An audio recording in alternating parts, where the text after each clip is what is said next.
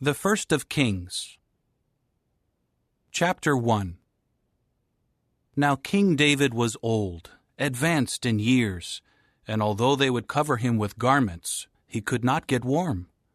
So his servants said to him, "Let a girl, a virgin, be found for my lord the king, and she will wait on the king as his nurse. She will lie in your arms, so that my lord the king may feel warm." They searched throughout all the territory of Israel for a beautiful girl, and they found Abishag, the Shunammite, and brought her in to the king. The girl was extremely beautiful, and she became the king's nurse and waited on him, but the king did not have sexual relations with her. Meanwhile, Adonijah the son of Haggith was exalting himself, saying, "I am going to be king." He had a chariot made for himself, with horsemen and 50 men to run before him. But his father had never confronted him by saying, "Why have you done this?" He was also very handsome, and his mother had given birth to him after Absalom. He conferred with Joab the son of Zeruiah and Abiathar the priest, and they offered Adonijah help and support. But Zadok the priest, Benaiah the son of Jehoiada, Nathan the prophet, Shimei, Rei, and David's mighty warriors did not support Adonijah. Eventually Adonijah held a sacrifice of sheep, cattle, and fattened animals by the stone of Zoheleth, which is near En Rogel, and he invited all his brothers, the king's sons, and all the men of Judah, the king's servants. But he did not invite Nathan the prophet, Benaiah, and the mighty warriors, or Solomon his brother. Nathan then said to Bathsheba, Solomon's mother, "Have you not heard that Adonijah, the son of Haggith, has become king, and our Lord David does not know anything about it? So now come, please, and let me advise you, so that you may save your own life and the life of your son Solomon. Go in to King David and say to him, 'Was it not you, my lord the king, who swore to your servant, saying, Your son Solomon will become king after me, and he is the one who will sit on my throne? So why has Adonijah become king? While you are still there speaking with the king, I will come in after you and confirm your words.'" So Bathsheba went into the king, into his private room. The king was very old, and Abishag the Shunammite was waiting on the king. Then Bathsheba bowed low and prostrated herself to the king, and the king said, "What is your request?" She replied, "My lord, it was you who swore by Jehovah your God to your servant, 'Your son Solomon will become king after me, and he is the one who will sit on my throne.' But look, Adonijah has become king, and my lord the king does not know anything about it. He sacrificed bulls, fattened animals, and sheep in great quantity, and invited all the sons of the king, and Abiathar the priest, and Joab the chief of the army. But he did not invite your servant Solomon. And now, my lord the king, the eyes of all Israel are upon you, to tell them who will sit on the throne of my lord the king after him. Otherwise, as soon as my lord the king is laid to rest with his forefathers, I and also my son Solomon will be considered traitors." And while she was still speaking to the king, Nathan the prophet came in. At once the king was told, "Here is Nathan the prophet." He came in before the king and prostrated himself to the king with his face to the ground. Then Nathan said, "My lord the king, did you say Adonijah will become king after me, and he is the one who will sit on my throne? For today he has gone down to sacrifice bulls, fattened animals, and sheep in great quantity, and he has invited all the sons of the king, and the chiefs of the army, and Abiathar the priest. They are there, eating and drinking with him, and they keep saying, 'Long live King Adonijah!' But he did not invite me, your servant, or Zadok the priest, or Benaiah the son of Jehoiada, or your servant Solomon. Has my lord the king authorized this? without telling your servant who should sit on the throne of my lord the king after him? King David now answered, Call Bathsheba for me. At that she came in and stood before the king. The king then swore an oath. As surely as Jehovah is living, the one who rescued me out of all distress, just as I swore to you by Jehovah the God of Israel, saying, Your son Solomon will become king after me, and he is the one who will sit on my throne in my place. That is what I will bring about this day. Then Bathsheba bowed low with her face to the ground and prostrated herself to the king and said, May my lord King David live forever. Immediately King David said, Call for me Zadok the priest, Nathan the prophet, and Benaiah the son of Jehoiada. So they came in before the king. The king said to them, Take with you the servants of your lord, and have my son Solomon ride on my own mule, and lead him down to Gihon. Zadok the priest and Nathan the prophet will anoint him there as king over Israel. Then blow the horn and say, Long live King Solomon! Then follow him back, and he will come in and sit on my throne. And he will be king in my place, and I will commission him as leader over Israel and over Judah. At once Benaiah the son of Jehoiada said to the king, Amen.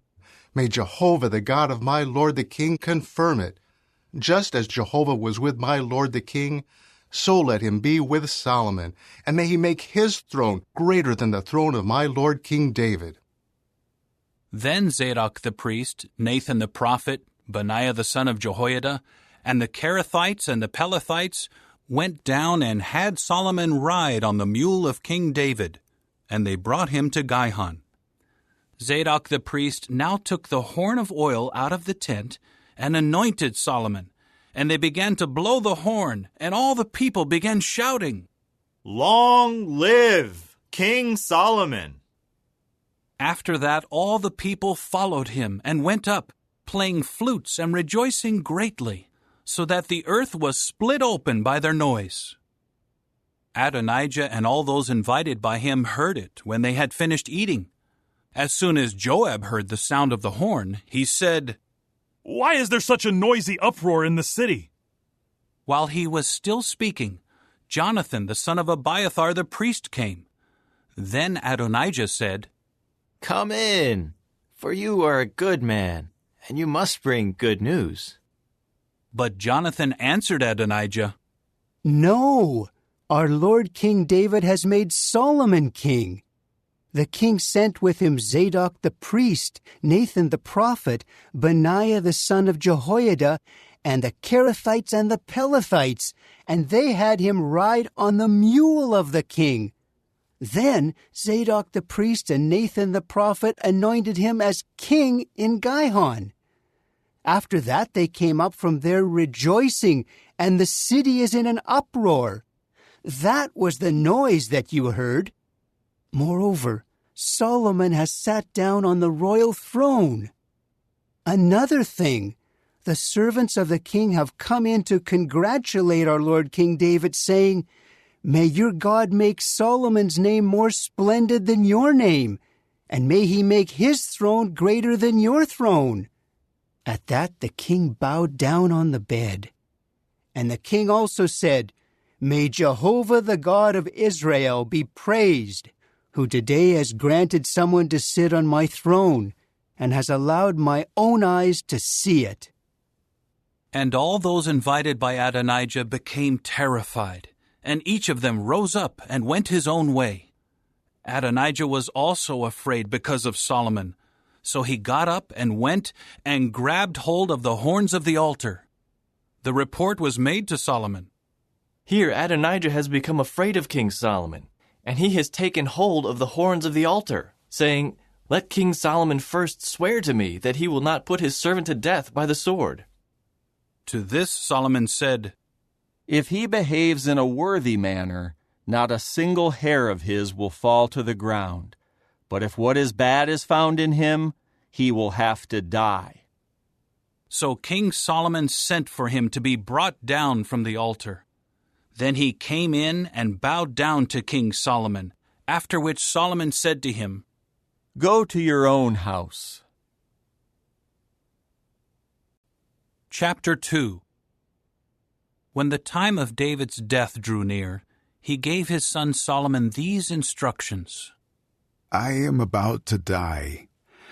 Therefore, be strong and prove yourself a man. You must keep your obligation to Jehovah, your God, by walking in his ways and by observing his statutes, his commandments, his judgments, and his reminders as they are written in the law of Moses. Then you will succeed in everything you do and everywhere you turn. And Jehovah will carry out his promise that he made concerning me. If your sons pay attention to their way by walking faithfully before me with all their heart and soul, there will never fail to be a man of your line sitting on the throne of Israel. You also well know what Joab, the son of Zeruiah, did to me, what he did to 2 chiefs of the armies of Israel, Abner, the son of Ner, and Amasa, the son of Jether. He killed them, shedding the blood of war in peacetime, and he put the blood of war on the belt around his waist and on the sandals on his feet. You must act according to your wisdom, and not let his gray hairs go down in peace to the grave. But toward the sons of Barzillai the Gileadite, you should show loyal love, and they should be among those eating at your table. For that was how they stood by me when I ran away from your brother Absalom. There is also with you Shimei, the son of Gera the Benjaminite from Bahurim.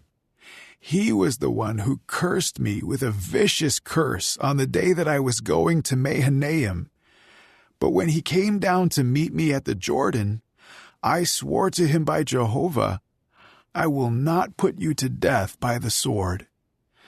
Now do not leave him unpunished, for you are a wise man, and you know what you should do to him. You must bring his gray hairs down to the grave with blood." Then David was laid to rest with his forefathers, and was buried in the city of David. The length of David's reign over Israel was 40 years. In Hebron he reigned for 7 years, and in Jerusalem he reigned for 33 years. Solomon then sat down on the throne of David his father, and gradually his kingship became firmly established. In time, Adonijah the son of Haggith came to Bathsheba, Solomon's mother. She asked, "Is your coming peaceable?" He replied, "It is peaceable." He then said, "I have something to say to you." So she said, "Speak." He continued, "You well know that the kingship was to become mine, and all Israel expected me to become king. But the kingship eluded me and became my brother's, for it was from Jehovah that it became his. But now there is just one request that I am making of you. Do not turn me away." So she said to him, "Speak." He then said, "Please, ask Solomon the king, for he will not turn you away, to give me Abishag the Shunammite as a wife." To this Bathsheba said, "Very well. I will speak for you to the king." So Bathsheba went in to King Solomon to speak to him for Adonijah. At once the king rose to meet her and bowed down to her. Then he sat down on his throne, and had a throne set for the king's mother, so that she could sit at his right. She then said, "There is one small request that I am making of you. Do not turn me away." So the king said to her, "Make it, my mother, for I will not turn you away." She said, Let Abishag the Shunammite be given as a wife to your brother Adonijah. At this, King Solomon answered his mother, Why are you requesting Abishag the Shunammite for Adonijah? You may as well request the kingship for him, for he is my older brother, and supporting him are Abiathar the priest and Joab the son of Zeruiah. With that, King Solomon swore by Jehovah, So may God do to me and add to it, if it was not at the cost of his own life that Adonijah made this request. And now, as surely as Jehovah is living, who has firmly established me and seated me on the throne of David my father, and who made a house for me, just as he promised, Adonijah will be put to death today. King Solomon immediately sent Benaiah the son of Jehoiada, who went out and struck Adonijah down, and he died. To Abiathar the priest the king said, Go to your fields in Anathoth. You deserve to die, but on this day I will not put you to death, because you carried the ark of the sovereign Lord Jehovah before David my father, and because you shared in all the hardships that my father suffered. So Solomon drove Abiathar out from serving as a priest of Jehovah, to fulfill Jehovah's word against the house of Eli in Shiloh.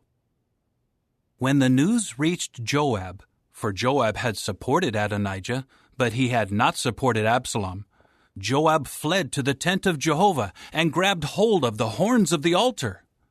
Then King Solomon was told, Joab has fled to the tent of Jehovah, and he is there beside the altar. So Solomon sent Benaiah the son of Jehoiada, saying, Go, strike him down. So Benaiah went to the tent of Jehovah and said to him, This is what the king says. Come out. But he said, No, I will die here. Benaiah brought word back to the king. This is what Joab said, and this is what he answered me. Then the king said to him, Do just as he said. Strike him down and bury him, and remove from me and from the house of my father the blood that Joab spilled without just cause. Jehovah will bring his blood back on his own head. For without my father David's knowledge, he struck down and killed with the sword 2 men more righteous and better than he was, Abner the son of Ner, the chief of the army of Israel, and Amasa the son of Jether, the chief of the army of Judah. Their blood will come back on the head of Joab, and on the head of his offspring forever. But for David, his offspring, his house, and his throne, may there be peace from Jehovah forever. Then Benaiah the son of Jehoiada went up and struck Joab down and put him to death, and he was buried at his own house in the wilderness. Then the king appointed Benaiah the son of Jehoiada over the army in his place, and the king appointed Zadok the priest in place of Abiathar. Then the king summoned Shimei and said to him, Build yourself a house in Jerusalem and live there. Do not go out from there to any other place. On the day you go out and cross the Kidron Valley, you can be sure that you will die. Your blood will be on your own head. Shimei replied to the king, What you have said is fair. Your servant will do just as my lord the king has said. So Shimei stayed in Jerusalem for many days. But at the end of 3 years, 2 of Shimei's slaves ran away to Achish, the son of Maacah, the king of Gath. When Shimei was told, Look, your slaves are in Gath. Shimei immediately saddled his donkey and went to see Achish in Gath to find his slaves. When Shimei returned from Gath with his slaves, Solomon was told, Shimei has gone out of Jerusalem to Gath and has returned. At that the king summoned Shimei and said to him, Did I not put you under oath by Jehovah and warn you, on the day you go out from here to any other place, you can be sure that you will die? And did you not say to me, What you are saying is fair, I will obey? Why then did you not keep the oath of Jehovah and the commandment that I imposed on you? The king then said to Shimei, You know in your heart all the injury that you did to David my father, and Jehovah will bring back that injury on your own head. But King Solomon will be blessed, and the throne of David will be firmly established before Jehovah forever. With that the king commanded Benaiah the son of Jehoiada, who went out and struck him down, and he died. Thus the kingdom was firmly established in the hand of Solomon. Chapter 3. Solomon made a marriage alliance with Pharaoh, king of Egypt. He married Pharaoh's daughter and brought her to the city of David, until he finished building his own house and the house of Jehovah, and the wall around Jerusalem. But the people were still sacrificing on the high places, because until that time a house for the name of Jehovah had not yet been built. Solomon continued to love Jehovah by walking in the statutes of David his father, except that he was sacrificing and making offering smoke on the high places. The king went to Gibeon to sacrifice there, for that was the most prominent high place.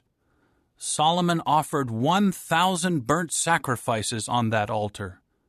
In Gibeon, Jehovah appeared to Solomon in a dream by night, and God said, Ask what you would like me to give you.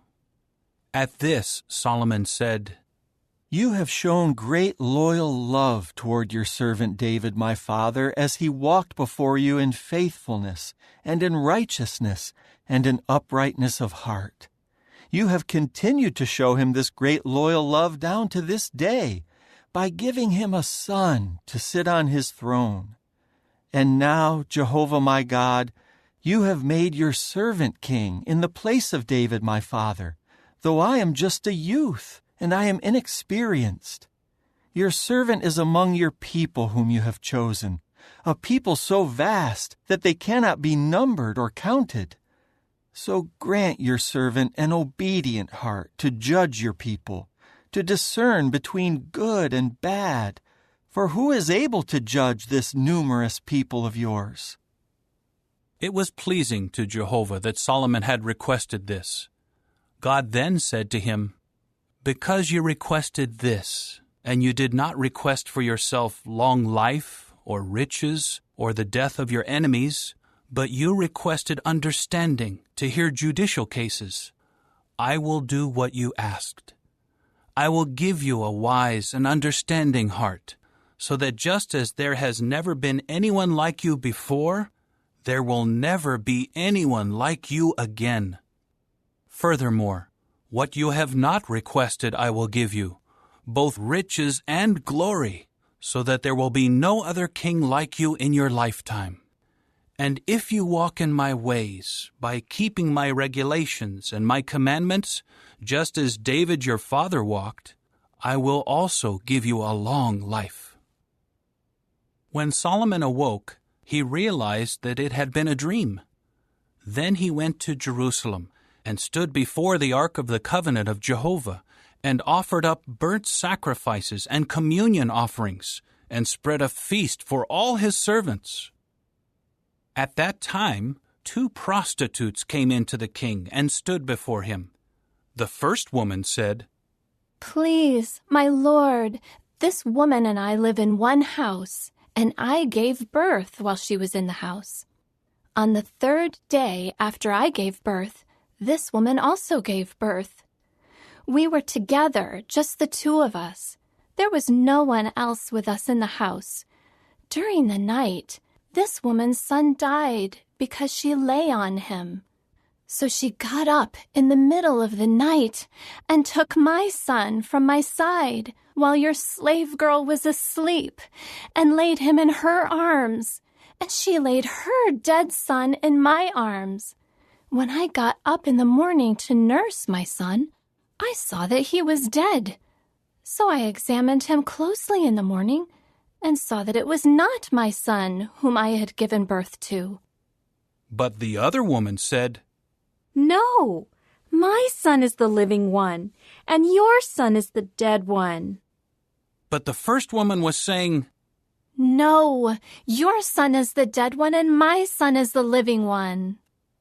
That is how they argued before the king. Finally, the king said, This one says, This is my son, the living one, and your son is the dead one. And that one says, No, your son is the dead one, and my son is the living one. The king said, Bring me a sword. So they brought a sword to the king. The king then said, Cut the living child in two, and give half to one woman and half to the other. At once, the woman whose son was the living one pleaded with the king, for her compassions were stirred toward her son. She said, Please, my lord, you should give her the living child. By no means put him to death. But the other woman was saying, He will be neither mine nor yours. Let them cut him in two. At that the king answered, Give the living child to the first woman. By no means put him to death, for she is his mother. So all Israel heard about the judgment that the king had handed down, and they were in awe of the king, for they saw that the wisdom of God was with him to execute justice. Chapter 4. King Solomon ruled over all Israel. These were his high officials. Azariah the son of Zadok was the priest. Elihoreph and Ahijah the sons of Shisha were secretaries. Jehoshaphat the son of Ahilud was the recorder. Benaiah the son of Jehoiada was in charge of the army. Zadok and Abiathar were priests. Azariah the son of Nathan was over the deputies. Zabad the son of Nathan was a priest and the king's friend. Ahishar was over the household, and Adoniram the son of Abda was over those conscripted for forced labor. Solomon had 12 deputies in charge of all Israel, who provided the king and his household with food. Each one was responsible for providing the food for 1 month of the year. These were their names: the son of Hur, in the mountainous region of Ephraim; the son of Deker, in Makaz, Shealbim, Bethshemesh, and Elon Bethhanan; the son of Hesed, in Aruboth. He had Soko and all the land of Hepher; the son of Abinadab, in all the slopes of Dor. Solomon's daughter Taphath became his wife. Baana the son of Ahilud, in Taanach, Megiddo, and all Bethshean, which is beside Zarathan, below Jezreel, from Bethshean to Abel-Meholah, to the region of Jokmeam. The son of Geber, in Ramoth-Gilead. He had the tent villages of Jair, the son of Manasseh, which are in Gilead. He also had the region of Argob, which is in Bashan, 60 large cities with walls and copper bars. Ahinadab, the son of Iddo, in Mahanaim. Ahimaaz, in Naphtali. He took Basemath, another of Solomon's daughters, as his wife. Baana, the son of Hushai, in Asher and Bealoth. Jehoshaphat, the son of Peruah, in Issachar. Shimei, the son of Elah, in Benjamin. Geber, the son of Uri, in the land of Gilead. The land of Sihon, king of the Amorites, and of Og, king of Bashan. There was also one deputy in charge of all these other deputies in the land. Judah and Israel were as numerous as the grains of sand by the sea. They were eating and drinking and rejoicing. Solomon ruled over all the kingdoms from the river to the land of the Philistines, and to the boundary of Egypt. They brought tribute and served Solomon all the days of his life. Solomon's food for each day was 30 quart measures of fine flour and 60 quart measures of flour, 10 fattened cattle, 20 pastured cattle, and 100 sheep, besides some stags, gazelles, roebucks, and fattened cuckoos. For he controlled everything this side of the river, from Tiphsah to Gaza, including all the kings on this side of the river, and he enjoyed peace in every region all around him. Judah and Israel lived in security, everyone under his own vine and under his own fig tree, from Dan to Beersheba, all the days of Solomon. And Solomon had 4,000 stalls of horses for his chariots, and 12,000 horses. These deputies supplied food to King Solomon and to everyone who ate at the table of King Solomon. Each was responsible for his month and saw to it that nothing was lacking. They also brought barley and straw wherever it was needed for the horses and for the teams of horses, each according to his quota. And God gave Solomon wisdom and discernment in very great measure, and a broadness of heart like the sand on the seashore. Solomon's wisdom surpassed the wisdom of all the people of the East and all the wisdom of Egypt. He was wiser than any other man, wiser than Ethan the Ezrahite, and Heman, Calcol, and Darda, the sons of Mahol. His fame spread among all the surrounding nations. He composed 3,000 proverbs, and his songs numbered 1,005. He would speak about the trees, from the cedar in Lebanon to the hyssop that grows on the wall. He would speak about the animals, the birds, the creeping things, and the fish. People from all the nations came to hear Solomon's wisdom, including kings from all over the earth who had heard about his wisdom. Chapter 5. When Hiram, the king of Tyre, heard that Solomon had been anointed as king in place of his father, he sent his servants to Solomon, for Hiram had always been a friend of David's.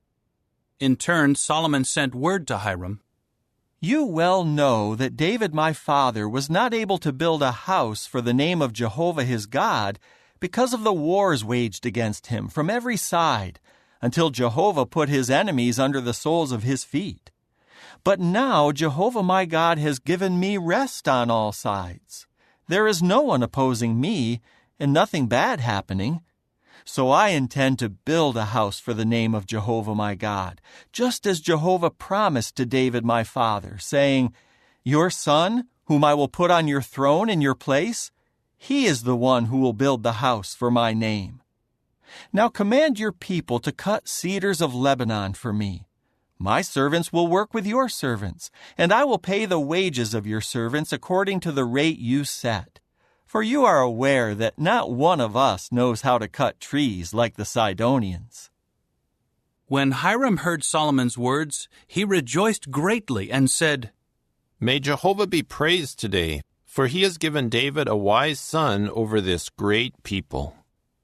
So Hiram sent word to Solomon, "I have heard the message you sent to me. I will do all you desire in providing the cedar and juniper timbers. My servants will bring them down from Lebanon to the sea, and I will make them into log rafts to go by sea to the place that you designate to me. I will have them broken up there, and you can carry them away. In exchange, you will provide the food that I request for my household."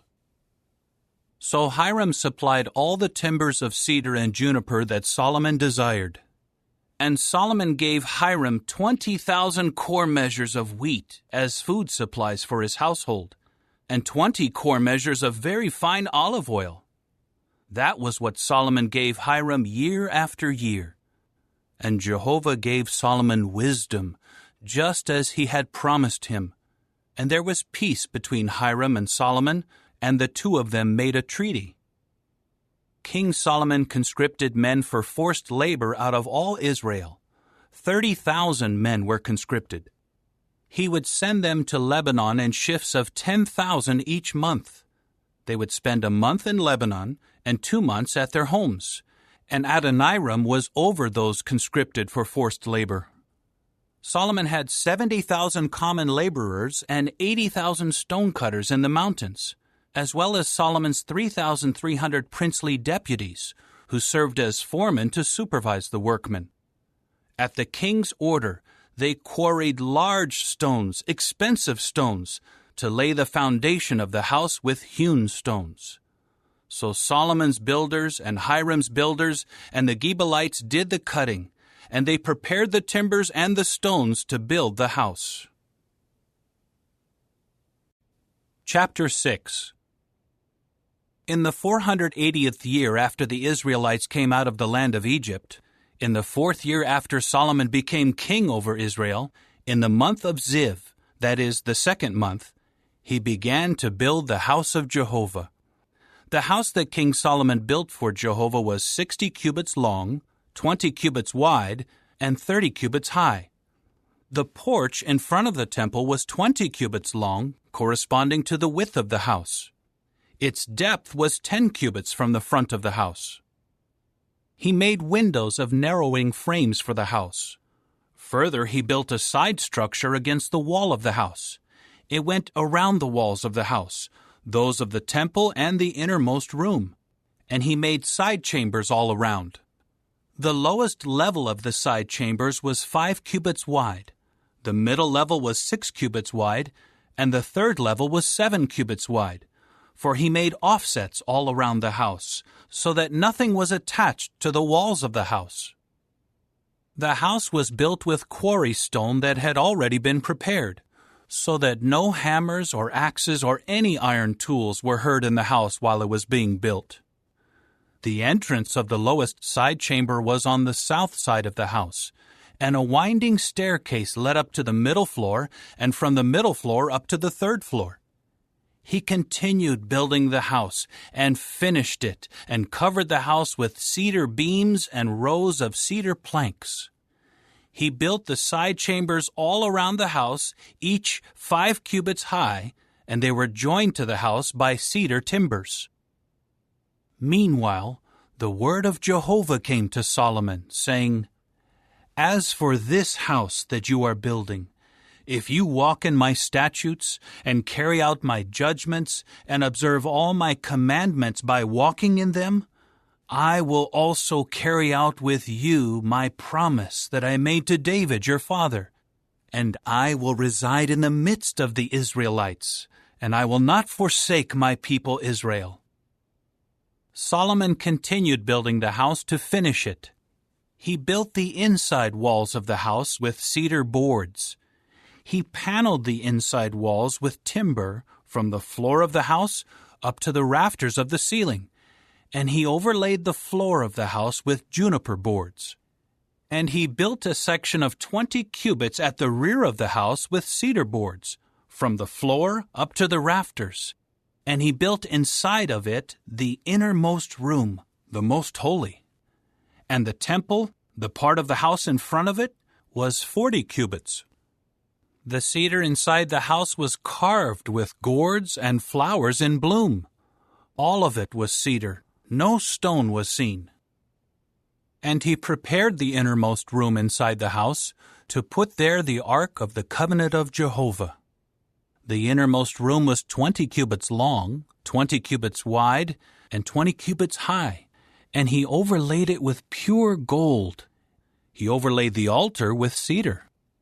Solomon overlaid the interior of the house with pure gold, and he stretched gold chains in front of the innermost room, which was overlaid with gold. He overlaid the whole house with gold until all the house was completed. He also overlaid with gold the entire altar near the innermost room.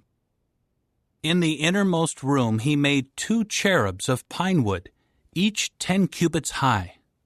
One wing of the cherub measured 5 cubits, and the other wing was 5 cubits.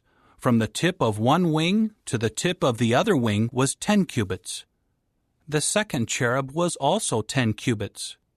The 2 cherubs had the same size and shape. The height of the one cherub was 10 cubits, as was that of the other cherub. Then he put the cherubs inside the inner house.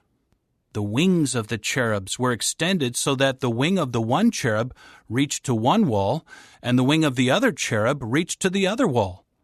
And their wings extended toward the middle of the house, so that the wings touched. And he overlaid the cherubs with gold.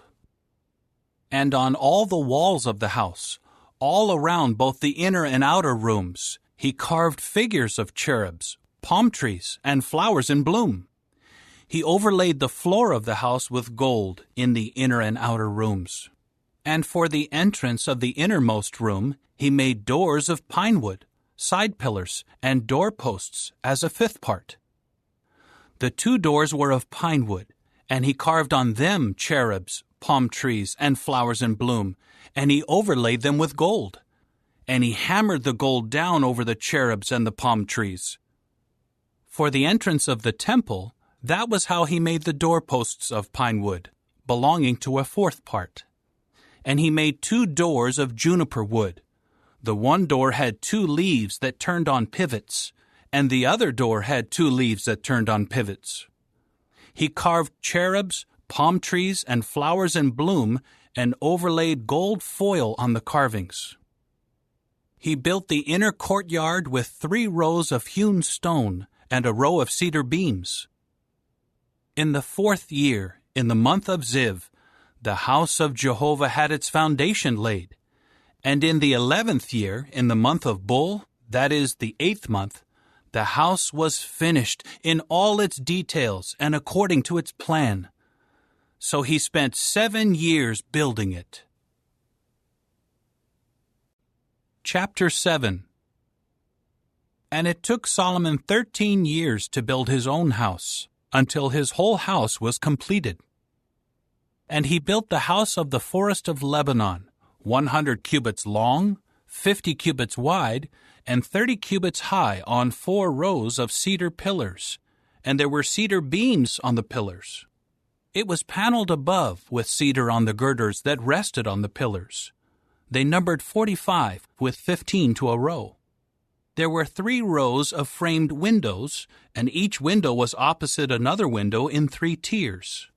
All the entrances and the doorposts had square frames, as did the front of the windows that were opposite each other in 3 tiers. And he built the hall of pillars, 50 cubits long and 30 cubits wide, and there was a porch in front of it, with pillars and a canopy. He also built the hall of the throne where he would judge, the hall of judgment, and they paneled it with cedar from the floor to the rafters. The house where he was to live, at the other courtyard, was set back from the hall, and it was similar in workmanship. He also built a house similar to this hall for Pharaoh's daughter, whom Solomon had taken as a wife. All of these were made of expensive stones, hewn according to measure, trimmed with stone saws inside and out, from the foundation up to the coping, and outside as far as the great courtyard. And the foundation was laid with very large expensive stones. Some stones measured 10 cubits, and other stones 8 cubits. And above these were expensive stones hewn according to measure, as well as cedar. Around the great courtyard were 3 rows of hewn stone and a row of cedar beams, like that for the inner courtyard of the house of Jehovah and the porch of the house. King Solomon sent for Hiram and brought him from Tyre. He was the son of a widow from the tribe of Naphtali, and his father was a Tyrian coppersmith, and he had great skill, understanding, and experience for all kinds of work in copper. So he came to King Solomon and did all his work. He cast the 2 pillars of copper. Each pillar was 18 cubits high, and it took a measuring cord 12 cubits long to encircle each of the 2 pillars. And he made 2 capitals cast in copper to put on the tops of the pillars. One capital was 5 cubits high, and the other capital was 5 cubits high. The capital on top of each pillar had mesh network with wreathed chains, 7 for the one capital and 7 for the other capital. And he made pomegranates in 2 rows around the one network to cover the capitals that were on the top of the pillars. He did the same for both capitals. The capitals on top of the pillars at the porch were of a lily pattern, 4 cubits high. The capitals were on the 2 pillars just above the rounded portion adjoining the network. And there were 200 pomegranates in rows all around on each capital. He set up the pillars of the porch of the temple. He set up the right-hand pillar and named it Jachin, and then he set up the left-hand pillar and named it Boaz. And the top of the pillars were of a lily pattern. So the work of the pillars was completed. Then he made the sea of cast metal. It was circular in shape, 10 cubits from brim to brim, and 5 cubits high, and it took a measuring line 30 cubits long to encircle it. And there were ornamental gourds below its brim, completely encircling it, 10 to a cubit all around the sea, with 2 rows of the gourds cast in one piece with it. It stood on 12 bulls, 3 facing north, 3 facing west, 3 facing south, and 3 facing east. And the sea rested on them, and all their hindquarters were toward the center. And its thickness was a handbreadth, and its brim was made like the brim of a cup, like a lily blossom. It would hold 2,000 bath measures. Then he made the 10 carriages of copper. Each carriage was 4 cubits long, 4 cubits wide, and 3 cubits high. And this was how the carriages were constructed. They had side panels, and the side panels were between the crossbars. And on the side panels between the crossbars were lions, bulls, and cherubs, and the same design was on the crossbars. Above and beneath the lions and the bulls were wreaths in relief. And each carriage had 4 copper wheels and copper axles, and its 4 corner pieces served as supports for them. Beneath the basin were the supports, cast with wreaths at the side of each. Its opening was inside the crown, extending upward 1 cubit, and its opening was round, making up a stand of 1.5 cubits, and on its mouth were engravings, and their side panels were square, not round. The 4 wheels were below the side panels, and the supports of the wheels were attached to the carriage, and the height of each wheel was 1.5 cubits. And the wheels were made like chariot wheels.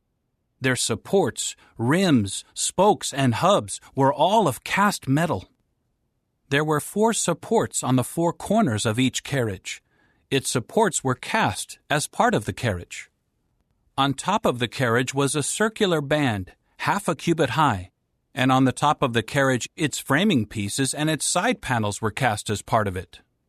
On the surfaces of its framing pieces and on its side panels he engraved cherubs, lions, and palm trees, according to the amount of space on each, with wreaths all around.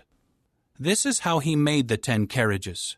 They were all cast alike, with the same measure and shape. He made 10 copper basins. Each could hold 40 bath measures. Each basin measured 4 cubits. There was 1 basin for each of the 10 carriages.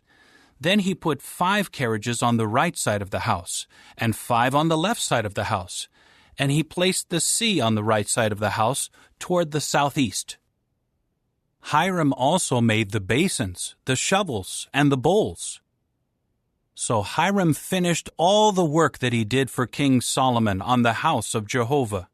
The 2 pillars and the bowl-shaped capitals that were on top of the 2 pillars, the 2 networks to cover the 2 bowl-shaped capitals that were on top of the pillars, the 400 pomegranates for the 2 networks, 2 rows of pomegranates for each network, to cover the 2 bowl-shaped capitals that were on the 2 pillars, the 10 carriages and the 10 basins on the carriages, the sea and the 12 bowls beneath the sea, and the cans, the shovels, the bowls, and all the utensils which Hiram made of polished copper for King Solomon for the house of Jehovah.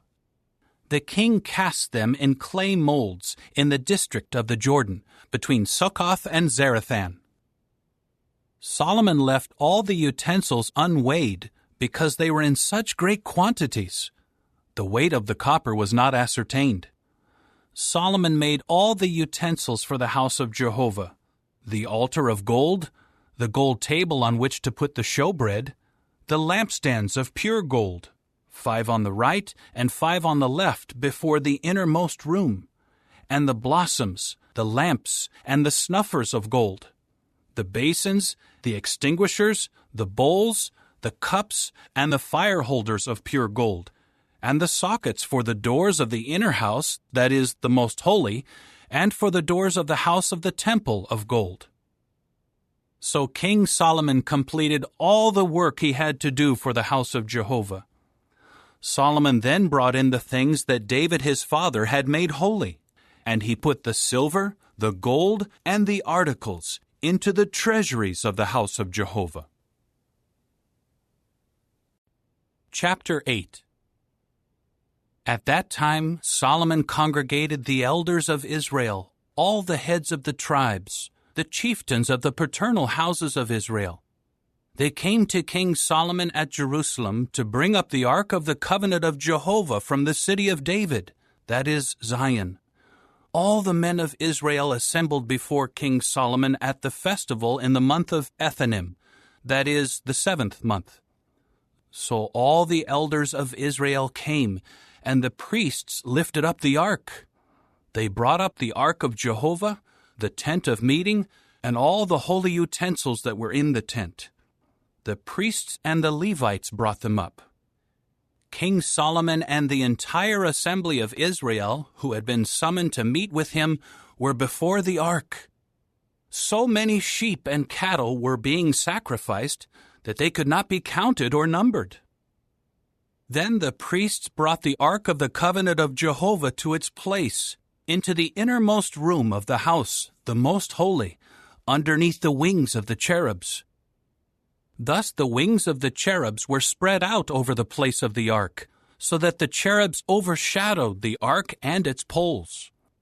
The poles were so long that the tips of the poles were visible from the holy in front of the innermost room, but they were not visible from outside, and they are there to this day. There was nothing in the ark but the 2 stone tablets that Moses placed there at Horeb, when Jehovah made a covenant with the people of Israel while they were coming out of the land of Egypt. When the priests came out from the holy place, the cloud filled the house of Jehovah. The priests were not able to stand to minister because of the cloud, for the glory of Jehovah filled the house of Jehovah. At that time, Solomon said, Jehovah said he would reside in the thick gloom. I have successfully built a lofty house for you, an established place for you to dwell in forever. Then the king turned around and began to bless all the congregation of Israel, while all the congregation of Israel stood. He said, May Jehovah the God of Israel be praised, the one who by his own mouth promised my father David, and by his own hand has given fulfillment, saying, From the day I brought my people Israel out of Egypt, I have not chosen a city out of all the tribes of Israel in which to build a house for my name to remain there, but I have chosen David to be over my people Israel. And it was the heart's desire of my father David to build a house for the name of Jehovah the God of Israel. But Jehovah said to my father David, It was your heart's desire to build a house for my name, and you did well to desire this in your heart. However, you will not build the house, but your own son who is to be born to you is the one who will build the house for my name.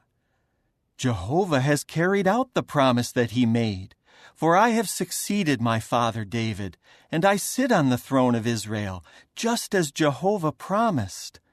I have also built the house for the name of Jehovah the God of Israel, and have set up a place there for the ark, containing the covenant that Jehovah made with our forefathers when he was bringing them out of the land of Egypt.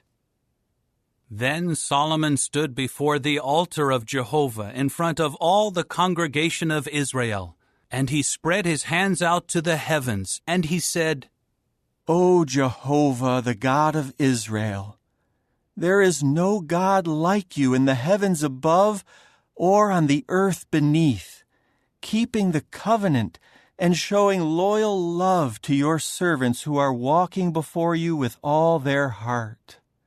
You have kept the promise that you made to your servant David my father. You made the promise with your own mouth, and this day you have fulfilled it with your own hand.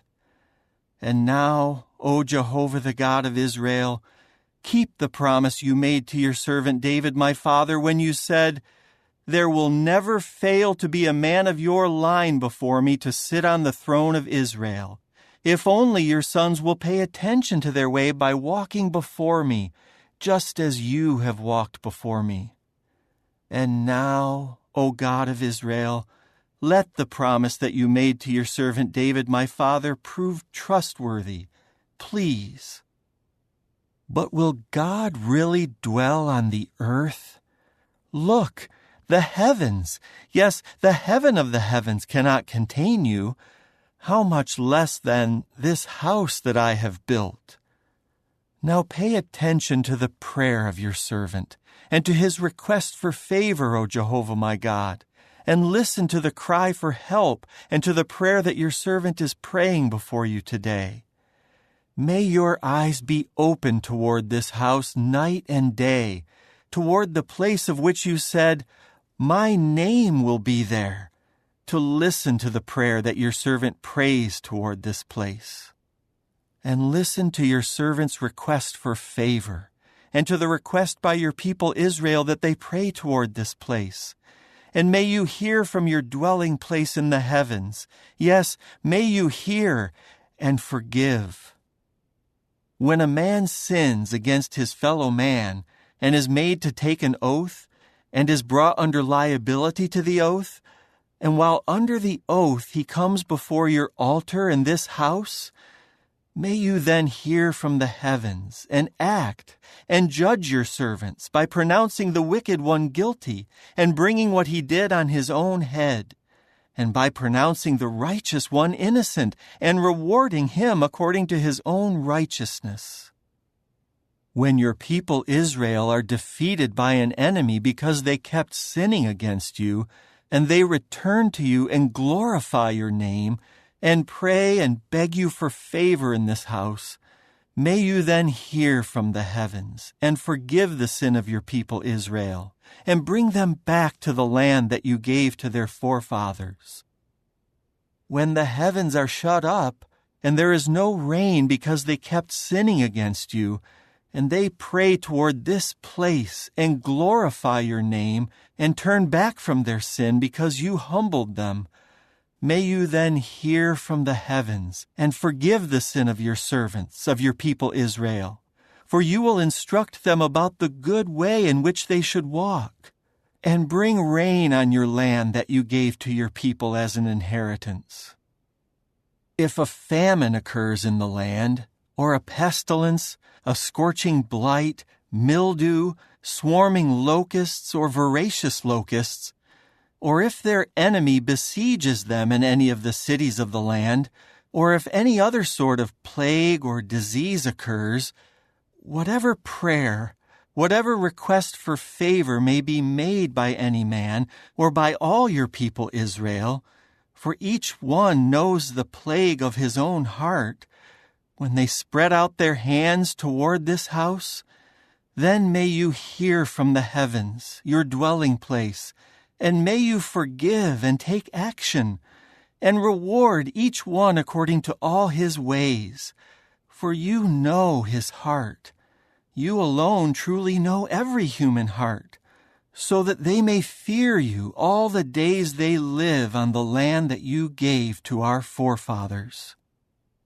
Also concerning the foreigner who is not part of your people Israel, and who comes from a distant land because of your name, for they will hear about your great name and your mighty hand and your outstretched arm, and he comes and prays toward this house, may you then listen from the heavens, your dwelling place, and do all that the foreigner asks of you, so that all the peoples of the earth may know your name and fear you, as your people Israel do, and may know that your name has been called on this house that I have built. If your people go to war against their enemy in the way that you send them, and they pray to Jehovah in the direction of the city that you have chosen, and toward the house that I have built for your name, then hear from the heavens their prayer and their request for favor, and execute judgment for them. If they sin against you, for there is no man who does not sin, and you are furious with them, and you abandon them to an enemy, and their captors carry them off captive to the land of the enemy, far or near, and they come to their senses in the land where they were carried off captive, and they return to you and beg you for favor in the land of their captors, saying, "We have sinned and done wrong. We have acted wickedly." And they return to you with all their heart and all their soul in the land of their enemies who carried them off captive, and they pray to you in the direction of their land that you gave to their forefathers, and of the city that you have chosen, and the house that I have built for your name, then hear from the heavens, your dwelling place, their prayer and their request for favor, and execute judgment for them, and forgive your people who have sinned against you, forgiving all their transgressions they committed against you. You will make them objects of pity before their captors, and they will pity them, for they are your people and your inheritance, whom you brought out of Egypt, from inside the iron-smelting furnace. May your eyes be open to your servant's request for favor, and to the request for favor by your people Israel, by listening whenever they call to you. For you set them apart as your inheritance out of all the peoples of the earth, just as you declared through Moses your servant when you were bringing our forefathers out of Egypt, O sovereign Lord Jehovah.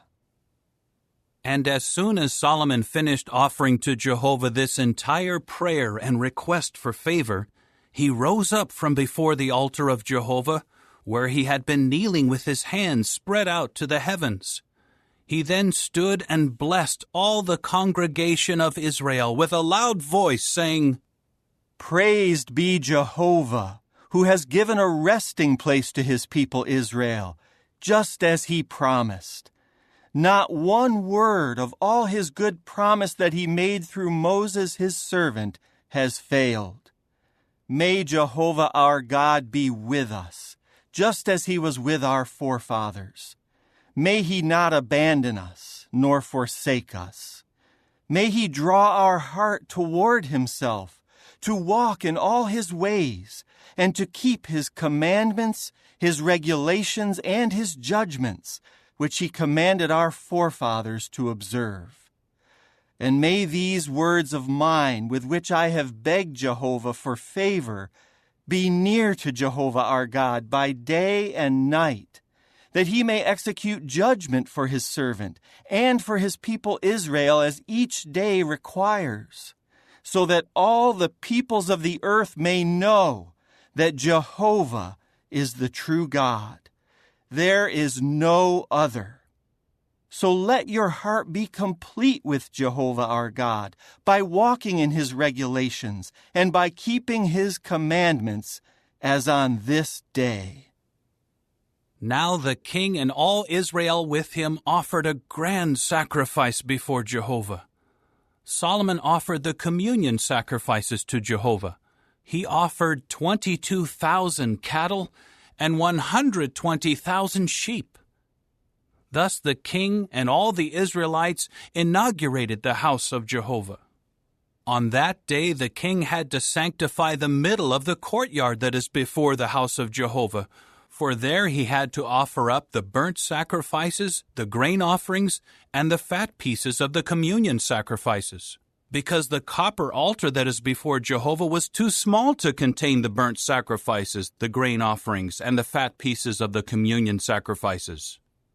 At that time Solomon held the festival together with all Israel, a great congregation from Lebo-Hamath down to the Wadi of Egypt, before Jehovah our God for 7 days, and then another 7 days, 14 days in all. On the following day he sent the people away, and they blessed the king, and went to their homes rejoicing and feeling glad of heart over all the goodness that Jehovah had shown to David his servant, and Israel his people. Chapter 9. As soon as Solomon had finished building the house of Jehovah, the house of the king, and everything Solomon desired to make, Jehovah appeared to Solomon a second time, just as he had appeared to him in Gibeon. Jehovah said to him, I have heard your prayer and your request for favor that you made before me. I have sanctified this house that you built by permanently putting my name there, and my eyes and my heart will always be there.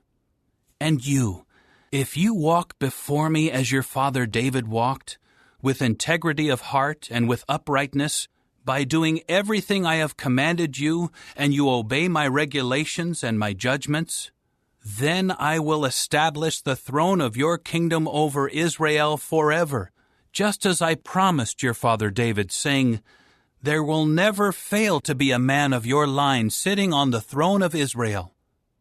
But if you and your sons turn away from following me, and do not keep my commandments and my statutes that I have put before you, and you go and serve other gods and bow down to them, I will cut Israel off from the surface of the land that I have given to them, and the house that I have sanctified for my name I will cast out of my sight, and Israel will become an object of scorn, and a cause for ridicule among all the peoples.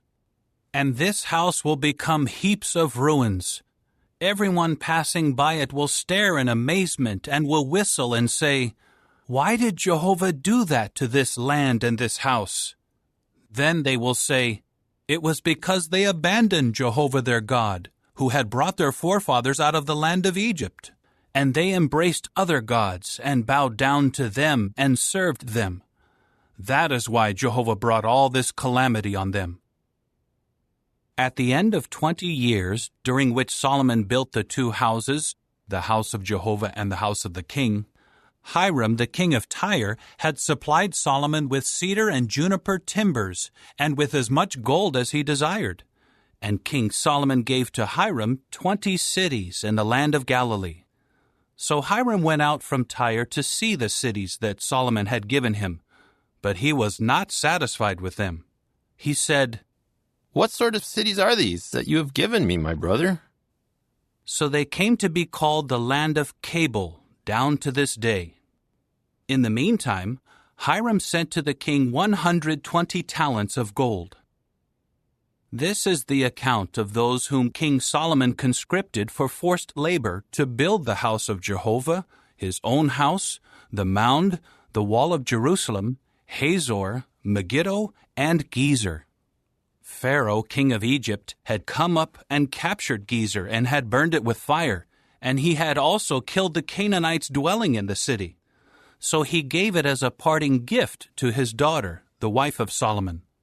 Solomon built up Gezer, Lower Beth-horon, Baalath, and Tamar in the wilderness within the land, as well as all of Solomon's storage cities, the chariot cities, the cities for the horsemen, and whatever Solomon desired to build in Jerusalem, in Lebanon, and in all the land of his dominion.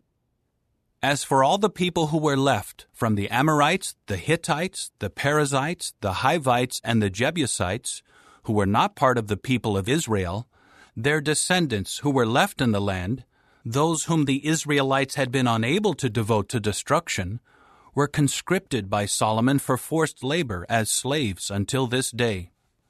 But Solomon did not make any of the Israelites slaves, for they were his warriors, servants, princes, adjutants, and the chiefs of his charioteers and horsemen. There were 550 chiefs of the deputies who were over the work of Solomon, the foremen over the people who were doing the work. But Pharaoh's daughter came up from the city of David to her own house that he had built for her. Then he built the mound. 3 times a year Solomon offered up burnt sacrifices and communion sacrifices on the altar that he had built for Jehovah, also making sacrificial smoke on the altar which was before Jehovah. So he completed the house. King Solomon also made a fleet of ships in Ezion-Geber, which is by Eloth on the shore of the Red Sea in the land of Edom.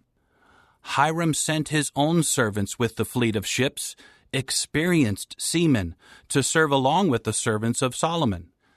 They went to Ophir and took from there 420 talents of gold and brought it to King Solomon.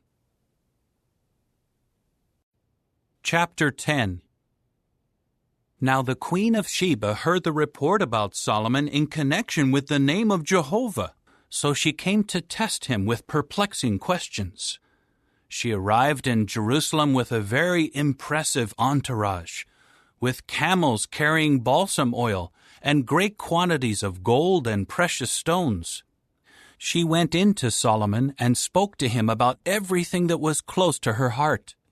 Solomon then answered all her questions. There was nothing too difficult for the king to explain to her. When the queen of Sheba had seen all the wisdom of Solomon, the house that he built, the food of his table, the seating of his servants, the table service of his waiters and their attire, his cupbearers, and his burnt sacrifices that he regularly offered up at the house of Jehovah, she was left completely breathless. So she said to the king, "The report that I heard in my own land about your achievements and about your wisdom was true. But I did not put faith in the reports until I had come and had seen it with my own eyes. And look, I had not been told the half. You have far surpassed in wisdom and prosperity the report that I heard. Happy are your men, and happy are your servants who stand before you constantly, listening to your wisdom. May Jehovah your God be praised, who has taken pleasure in you by putting you on the throne of Israel. Because of Jehovah's everlasting love for Israel, he appointed you as king to administer justice and righteousness." Then she gave the king 120 talents of gold and a great amount of balsam oil and precious stones. Never again was such a quantity of balsam oil brought in as what the queen of Sheba gave to King Solomon. Hiram's fleet of ships that carried gold from Ophir also brought from Ophir algum timbers in very great quantity and precious stones. The king made from the algum timbers supports for the house of Jehovah and for the king's house, as well as harps and stringed instruments for the singers. Such algum timbers have never again been brought in or seen down to this day. King Solomon also gave the queen of Sheba whatever she desired and asked for, in addition to what he gave her out of his own generosity. After that, she left and returned to her own land together with her servants. And the weight of the gold that came to Solomon in 1 year amounted to 666 talents of gold, besides that from the merchants and the profit from the traders and from all the kings of the Arabs and the governors of the land. King Solomon made 200 large shields of alloyed gold. 600 shekels of gold went on each shield, and 300 bucklers of alloyed gold. 3 minas of gold went on each buckler. Then the king put them in the house of the forest of Lebanon.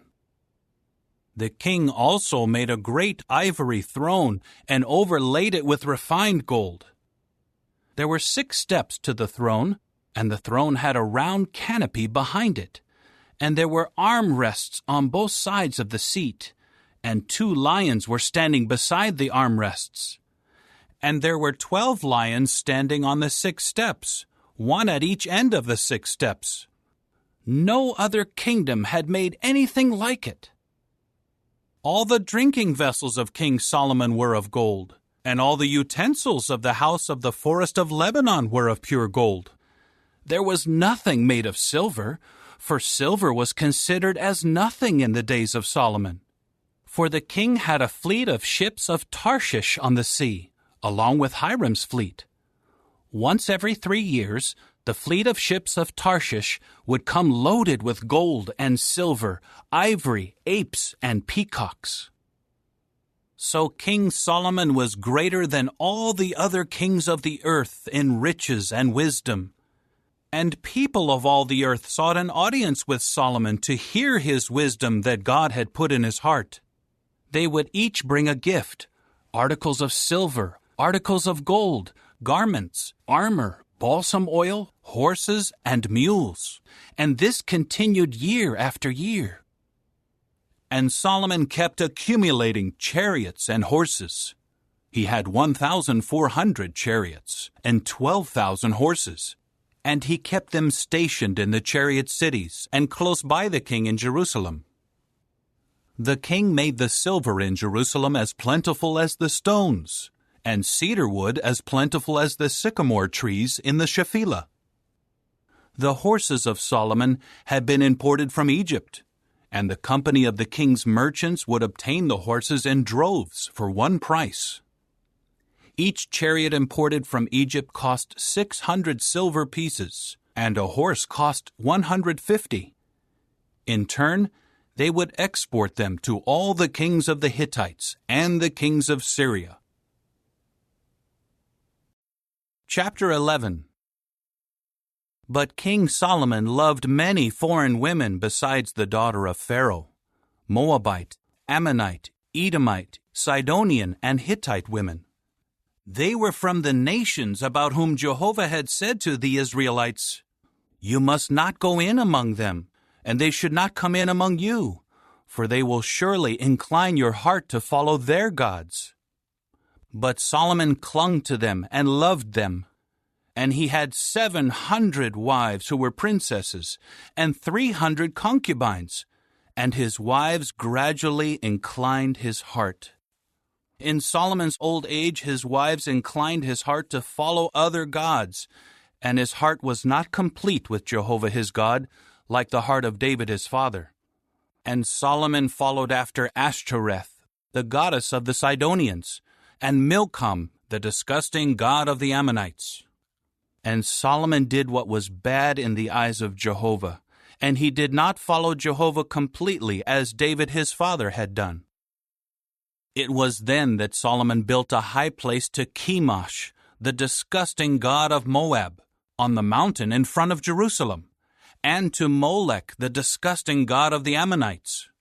That was what he did for all his foreign wives who were making sacrificial smoke and sacrificing to their gods.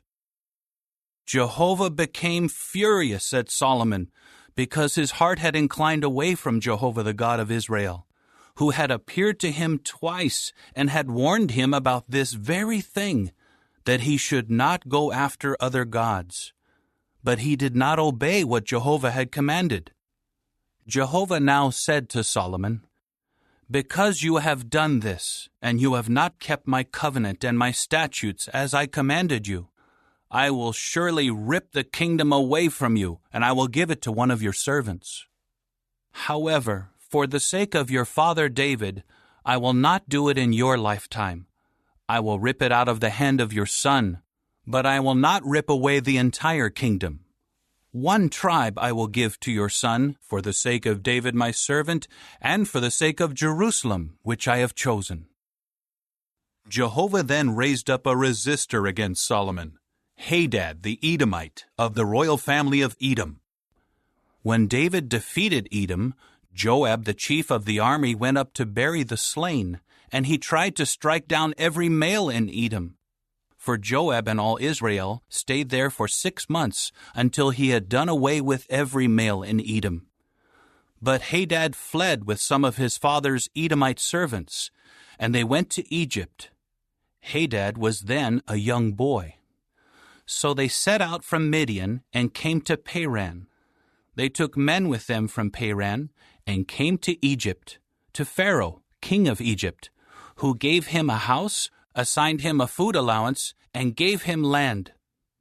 Hadad found favor in the eyes of Pharaoh, so much so that he gave him in marriage the sister of his own wife, Tahpenes the queen.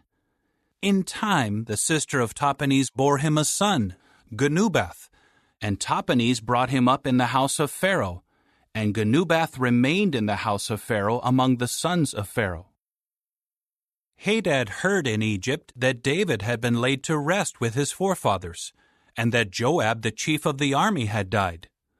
So Hadad said to Pharaoh, "Send me away, so that I may go to my own land." But Pharaoh said to him, "What have you lacked with me, that you now seek to go to your own land?" To this he said, "Nothing, but please, send me away." God also raised up against Solomon another resistor, Rezin, the son of Eliada, who had fled from his lord Hadadezer, the king of Zobah. He gathered men to himself and became chief of a marauder band when David defeated them. So they went to Damascus and settled there and began reigning in Damascus. And he became a resistor of Israel all the days of Solomon, adding to the harm done by Hadad, and he abhorred Israel while he reigned over Syria. And there was Jeroboam the son of Nebat, an Ephraimite from Zeradah, a servant of Solomon's, whose mother's name was Zeruiah, a widow. He too began to rebel against the king. This is why he rebelled against the king. Solomon had built the mound and had closed up the gap of the city of David his father. Now this Jeroboam was a capable man. When Solomon saw that the young man was a hard worker, he made him overseer over all the compulsory service of the house of Joseph. During that time Jeroboam went out from Jerusalem, and the prophet Ahijah the Shilonite found him on the road. Ahijah was wearing a new garment, and the two of them were by themselves in the field. Ahijah took hold of the new garment he was wearing and ripped it into 12 pieces. Then he said to Jeroboam, "Take 10 pieces for yourself, for this is what Jehovah the God of Israel says. Here I am ripping the kingdom out of the hand of Solomon, and I will give you 10 tribes. But 1 tribe will remain his, for the sake of my servant David, and for the sake of Jerusalem, the city I have chosen out of all the tribes of Israel. I will do this because they have left me, and are bowing down to Ashtoreth, the goddess of the Sidonians, to Chemosh, the god of Moab, and to Milcom, the god of the Ammonites. And they have not walked in my ways, by doing what is right in my eyes, and observing my statutes and my judgments, as his father David did. But I will not take the entire kingdom out of his hand, and I will keep him as a chieftain for all the days of his life, for the sake of David my servant whom I chose, because he obeyed my commandments and my statutes. But I will take the kingship out of the hand of his son, and give it to you, that is, 10 tribes. To his son I will give 1 tribe, so that David my servant may always have a lamp before me in Jerusalem, the city that I have chosen for myself as the place to put my name. I will take you, and you will reign over all that you desire, and you will become king over Israel. And if you obey all that I command you, and walk in my ways, and do what is right in my eyes by obeying my statutes and my commandments, just as David my servant did, I will also be with you. I will build you a lasting house, just as I have built for David, and I will give you Israel. And I will humiliate the offspring of David because of this, but not always." So Solomon tried to put Jeroboam to death. But Jeroboam fled to Egypt, to Shishak, the king of Egypt, and he remained in Egypt until Solomon's death. As for the rest of the history of Solomon, all that he did and his wisdom, is it not written in the book of the history of Solomon? The length of Solomon's reign in Jerusalem over all Israel was 40 years. Then Solomon was laid to rest with his forefathers, and was buried in the city of David his father, and his son Rehoboam became king in his place. Chapter 12. Rehoboam went to Shechem, for all Israel had come to Shechem to make him king. As soon as Jeroboam the son of Nebat heard of it, he was still in Egypt because he had run off on account of King Solomon and was living in Egypt. They sent for him. After that, Jeroboam and all the congregation of Israel came to Rehoboam and said, "Your father made our yoke harsh. But if you make the harsh service of your father easier, and you lighten the heavy yoke he put on us, we will serve you." At this he said to them, Go away for 3 days, then return to me." So the people went away. King Rehoboam then consulted with the older men who had served his father Solomon while he was alive, saying, "What advice would you give on how to reply to this people?" They answered him, "If today you would become a servant to this people and submit to their request and give them a favorable answer, they will always be your servants." However, he rejected the advice that the older men gave him, and he consulted with the young men who had grown up with him and who were now his attendants. He asked them, "What advice do you offer on how we should reply to this people who have said to me, 'Make the yoke your father put on us lighter'?" The young men who had grown up with him said to him, "This is what you should say to this people who have said to you, 'Your father made our yoke heavy, but you should make it lighter for us.' This is what you should tell them, 'My little finger will be thicker than my father's hips. My father imposed a heavy yoke on you, but I will add to your yoke. My father punished you with whips, but I will punish you with scourges.'" Jeroboam and all the people came to Rehoboam on the 3rd day, just as the king had said, "Return to me on the 3rd day." But the king answered the people harshly, rejecting the advice that the older men had given him. He spoke to them according to the advice of the young men, saying, "My father made your yoke heavy, but I will add to your yoke. My father punished you with whips, but I will punish you with scourges."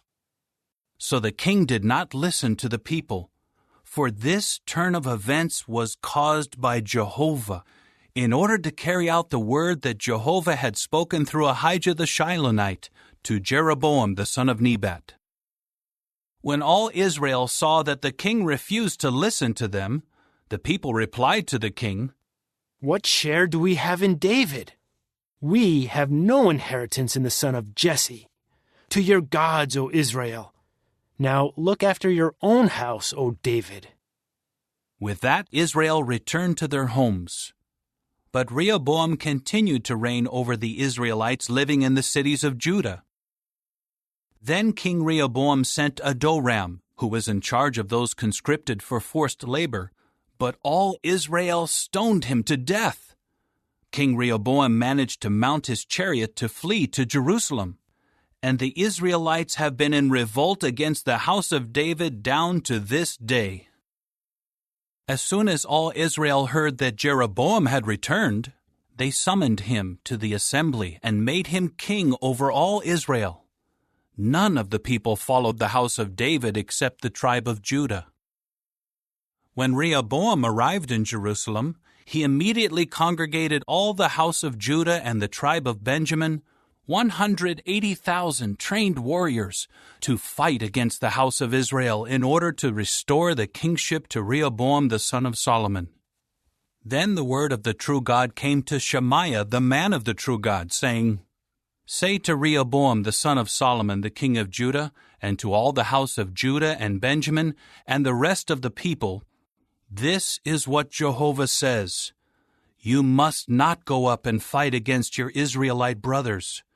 Each one of you must return to his house, for I have caused this to happen." So they obeyed the word of Jehovah and went back home, as Jehovah had told them. Jeroboam then built up Shechem in the mountainous region of Ephraim and lived there. From there he went out and built up Penuel. Jeroboam said in his heart, "Now the kingdom will return to the house of David. If this people continues to go up to offer sacrifices at the house of Jehovah in Jerusalem, the heart of this people will also return to their lord, King Rehoboam of Judah. Yes, they will kill me and return to King Rehoboam of Judah."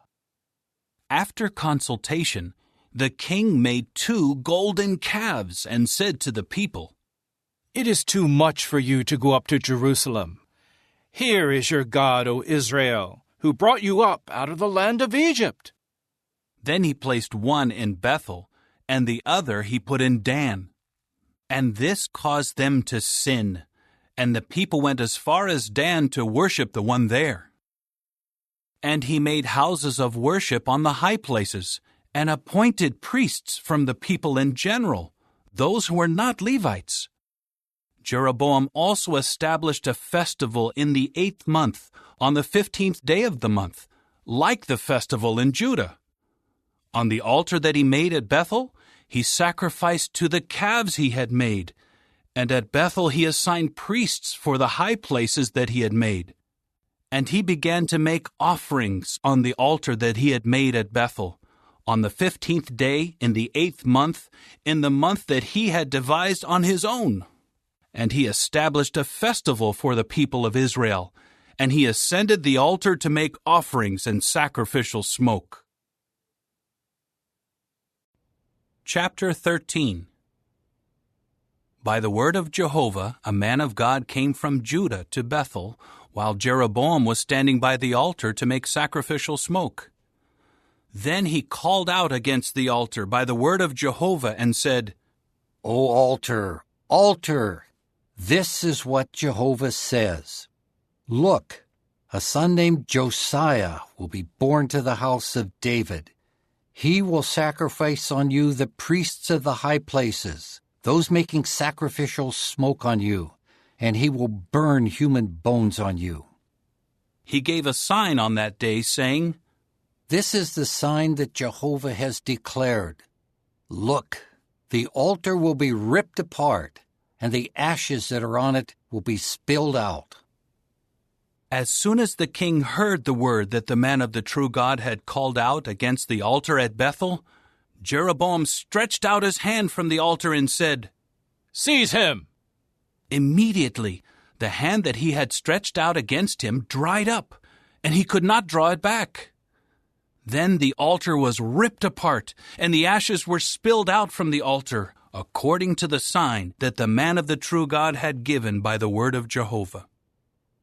The king now said to the man of the true God, Please, beg for the favor of Jehovah your God, and pray in my behalf that my hand may be restored to me.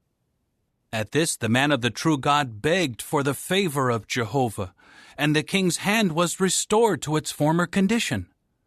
The king then said to the man of the true God, Come home with me, and take some food, and let me give you a gift. But the man of the true God said to the king, Even if you gave me half your house, I would not come with you and eat bread or drink water in this place. For this is what I was commanded by the word of Jehovah. You must not eat bread or drink water, and you must not return by the way you came. So he left by another way, and he did not return by the way he had come to Bethel. There was a certain old prophet dwelling in Bethel, and his sons came home and related to him all the things that the man of the true God had done that day in Bethel, and the words he had spoken to the king. After they related this to their father asked them, Which way did he go? So his son showed him the way that the man of the true God from Judah had gone. He now said to his sons, Saddle the donkey for me. They saddled the donkey for him, and he mounted it. He followed the man of the true God and found him sitting under a big tree. Then he said to him, Are you the man of the true God who came from Judah? He replied, I am. He said to him, Come home with me and eat bread. But he said, I cannot go back with you or accept your invitation, nor may I eat bread or drink water with you in this place.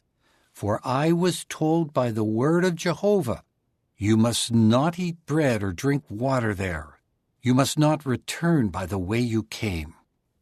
At this he said to him, I too am a prophet like you, and an angel told me by the word of Jehovah, have him come back with you to your house, so that he may eat bread and drink water. He deceived him. So he went back with him to eat bread and drink water in his house. While they were sitting at the table, the word of Jehovah came to the prophet who had brought him back, and he called out to the man of the true God from Judah, saying, This is what Jehovah says. Because you rebelled against the order of Jehovah and did not keep the commandment that Jehovah your God gave you, but you went back to eat bread and drink water in the place about which you were told, do not eat bread or drink water, your dead body will not come into the tomb of your forefathers. After the man of the true God ate bread and drank, the old prophet saddled the donkey for the prophet whom he had brought back. Then he got on his way, but a lion came across him on the road and killed him. His dead body was thrown onto the road, and the donkey stood beside it. The lion was also standing beside the dead body. There were men passing by who saw the dead body thrown onto the road and the lion standing beside the dead body. They came in and told about it in the city where the old prophet lived. When the prophet who had brought him back from the road heard of it, he immediately said, It is the man of the true God, who rebelled against the order of Jehovah. So Jehovah gave him over to the lion to maul and to kill him, according to the word of Jehovah that he spoke to him. He then said to his sons, Saddle the donkey for me. So they saddled it. Then he went on his way and found the dead body thrown onto the road, with the donkey and the lion standing beside it. The lion had not eaten the dead body, nor had it mauled the donkey. The prophet lifted up the dead body of the man of the true God and put him on the donkey, and he brought him back into his own city to mourn and bury him. So he laid the dead body in his own tomb, and they kept crying out over him, Too bad, my brother. After burying him, he told his sons, When I die, you must bury me in the place where the man of the true God is buried. Lay my bones next to his bones. The word that he called out by the word of Jehovah against the altar in Bethel and against all the houses of worship on the high places in the cities of Samaria is sure to take place. Even after this happened, Jeroboam did not turn back from his bad way, but he kept appointing priests for the high places from the people in general. He would install as priests anyone who so desired, saying, Let him become one of the priests for the high places. This sin on the part of the household of Jeroboam led to their destruction and annihilation from the face of the earth. Chapter 14. At that time Abijah the son of Jeroboam fell sick. So Jeroboam said to his wife, Rise up, please, and disguise yourself, so that they will not know that you are Jeroboam's wife, and go to Shiloh. Look, Ahijah the prophet is there. He is the one who spoke of me becoming king over this people. Take with you 10 loaves of bread, sprinkled cakes, and a flask of honey, and go to him. He will then tell you what is going to happen to the boy. Jeroboam's wife did what he said. She rose up and went to Shiloh and came to the house of Ahijah. Ahijah's eyes stared straight ahead, and he could not see because of his age. But Jehovah had told Ahijah, Here is the wife of Jeroboam coming to inquire of you regarding her son, for he is sick. I will tell you what to say to her. When she arrives, she will conceal her identity. As soon as Ahijah heard the sound of her footsteps as she was coming into the entrance, he said, Come in, wife of Jeroboam. Why are you concealing your identity? I have been assigned to give you a harsh message. Go, tell Jeroboam, this is what Jehovah the God of Israel says. I raised you up from among your people to make you a leader over my people Israel. Then I ripped the kingdom away from the house of David and gave it to you. But you have not become like my servant David, who kept my commandments and who walked after me with all his heart, doing only what was right in my eyes. But you have done worse than all those who were prior to you, and you made for yourself another god and metal images to offend me, and it is I whom you have turned your back on. For that reason, I am bringing calamity on the house of Jeroboam, and I will annihilate from Jeroboam every male, including the helpless and weak in Israel, and I will make a clean sweep of the house of Jeroboam, just as one clears away the dung until it is all gone. Anyone belonging to Jeroboam who dies in the city, the dogs will eat, and anyone who dies in the field, the birds of the heavens will eat, for Jehovah has spoken it. Now rise up, go to your house. When you set foot in the city, the child will die. All Israel will mourn him and bury him, for he alone of Jeroboam's family will be laid in a grave, because he is the only one of the house of Jeroboam in whom Jehovah the God of Israel has found something good. Jehovah will raise up for himself a king over Israel who will do away with the house of Jeroboam from that day forward, yes, even now. Jehovah will strike Israel down like a reed that sways in the water, and he will uproot Israel off this good land that he gave to their forefathers, and he will scatter them beyond the river, because they made their sacred poles, offending Jehovah. And he will abandon Israel because of the sins that Jeroboam has committed and has caused Israel to commit. At that Jeroboam's wife rose up and went on her way and came to Tirzah. As she came to the threshold of the house, the boy died. So they buried him, and all Israel mourned him, according to Jehovah's word that he had spoken through his servant Ahijah the prophet. And the rest of the history of Jeroboam, how he waged war and how he reigned, is written in the book of the history of the times of the kings of Israel. And the length of Jeroboam's reign was 22 years, after which he was laid to rest with his forefathers, and his son Nadab became king in his place. Meanwhile, Rehoboam the son of Solomon had become king in Judah. Rehoboam was 41 years old when he became king, and he reigned for 17 years in Jerusalem, the city that Jehovah had chosen out of all the tribes of Israel as the place to put his name. The name of Rehoboam's mother was Naamah the Ammonitess. And Judah was doing what was bad in the eyes of Jehovah, and by the sins they committed they provoked him more than their forefathers had done. They too kept building for themselves high places, sacred pillars, and sacred poles on every high hill and under every luxuriant tree. There were also male temple prostitutes in the land. They acted according to all the detestable things of the nations that Jehovah had driven out before the Israelites. In the 5th year of King Rehoboam, King Shishak of Egypt came up against Jerusalem. He took the treasures of the house of Jehovah and the treasures of the king's house. He took everything, including all the gold shields that Solomon had made. So King Rehoboam made copper shields to replace them, and he entrusted them to the chiefs of the guard, who guarded the entrance of the king's house. Whenever the king came to the house of Jehovah, the guards would carry them, and then they would return them to the guard chamber. And the rest of the history of Rehoboam, all that he did, is it not written in the book of the history of the times of the kings of Judah?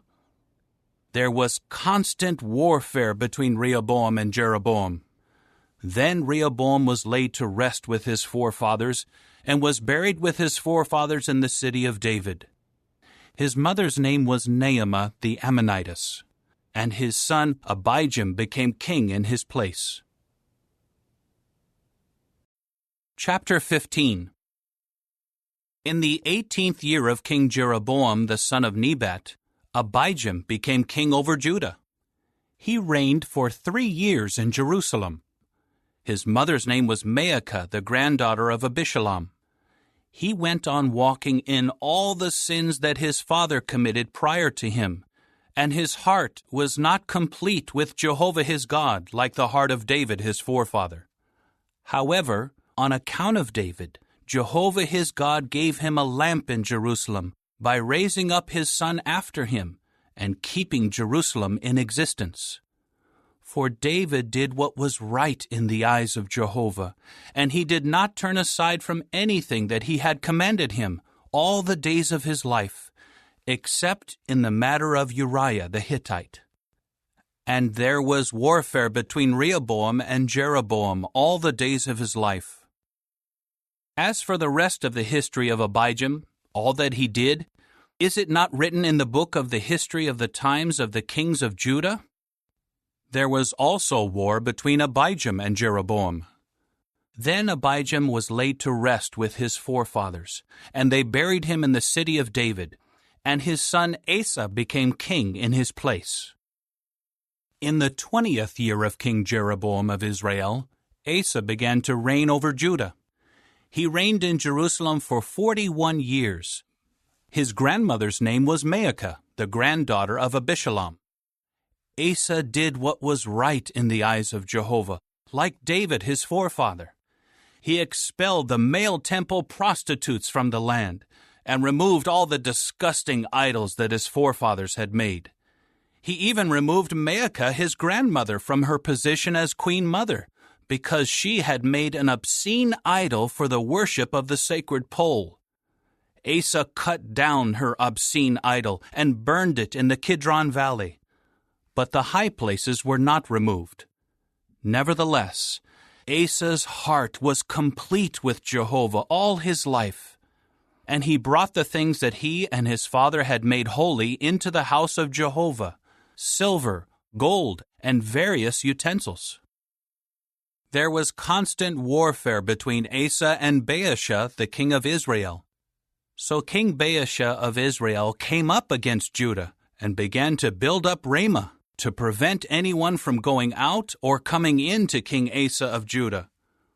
At that Asa took all the silver and the gold that were left in the treasuries of the house of Jehovah and the treasuries of the house of the king, and handed them over to his servants.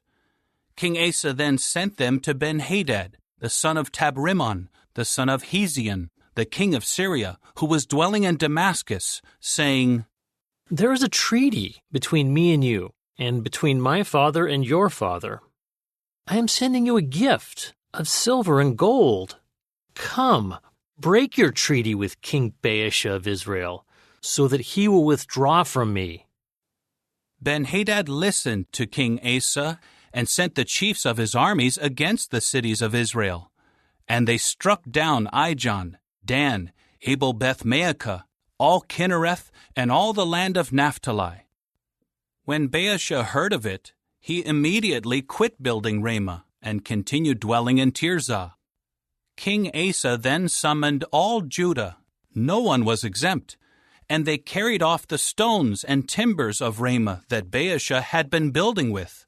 And with them, King Asa built up Geba in Benjamin and Mizpah.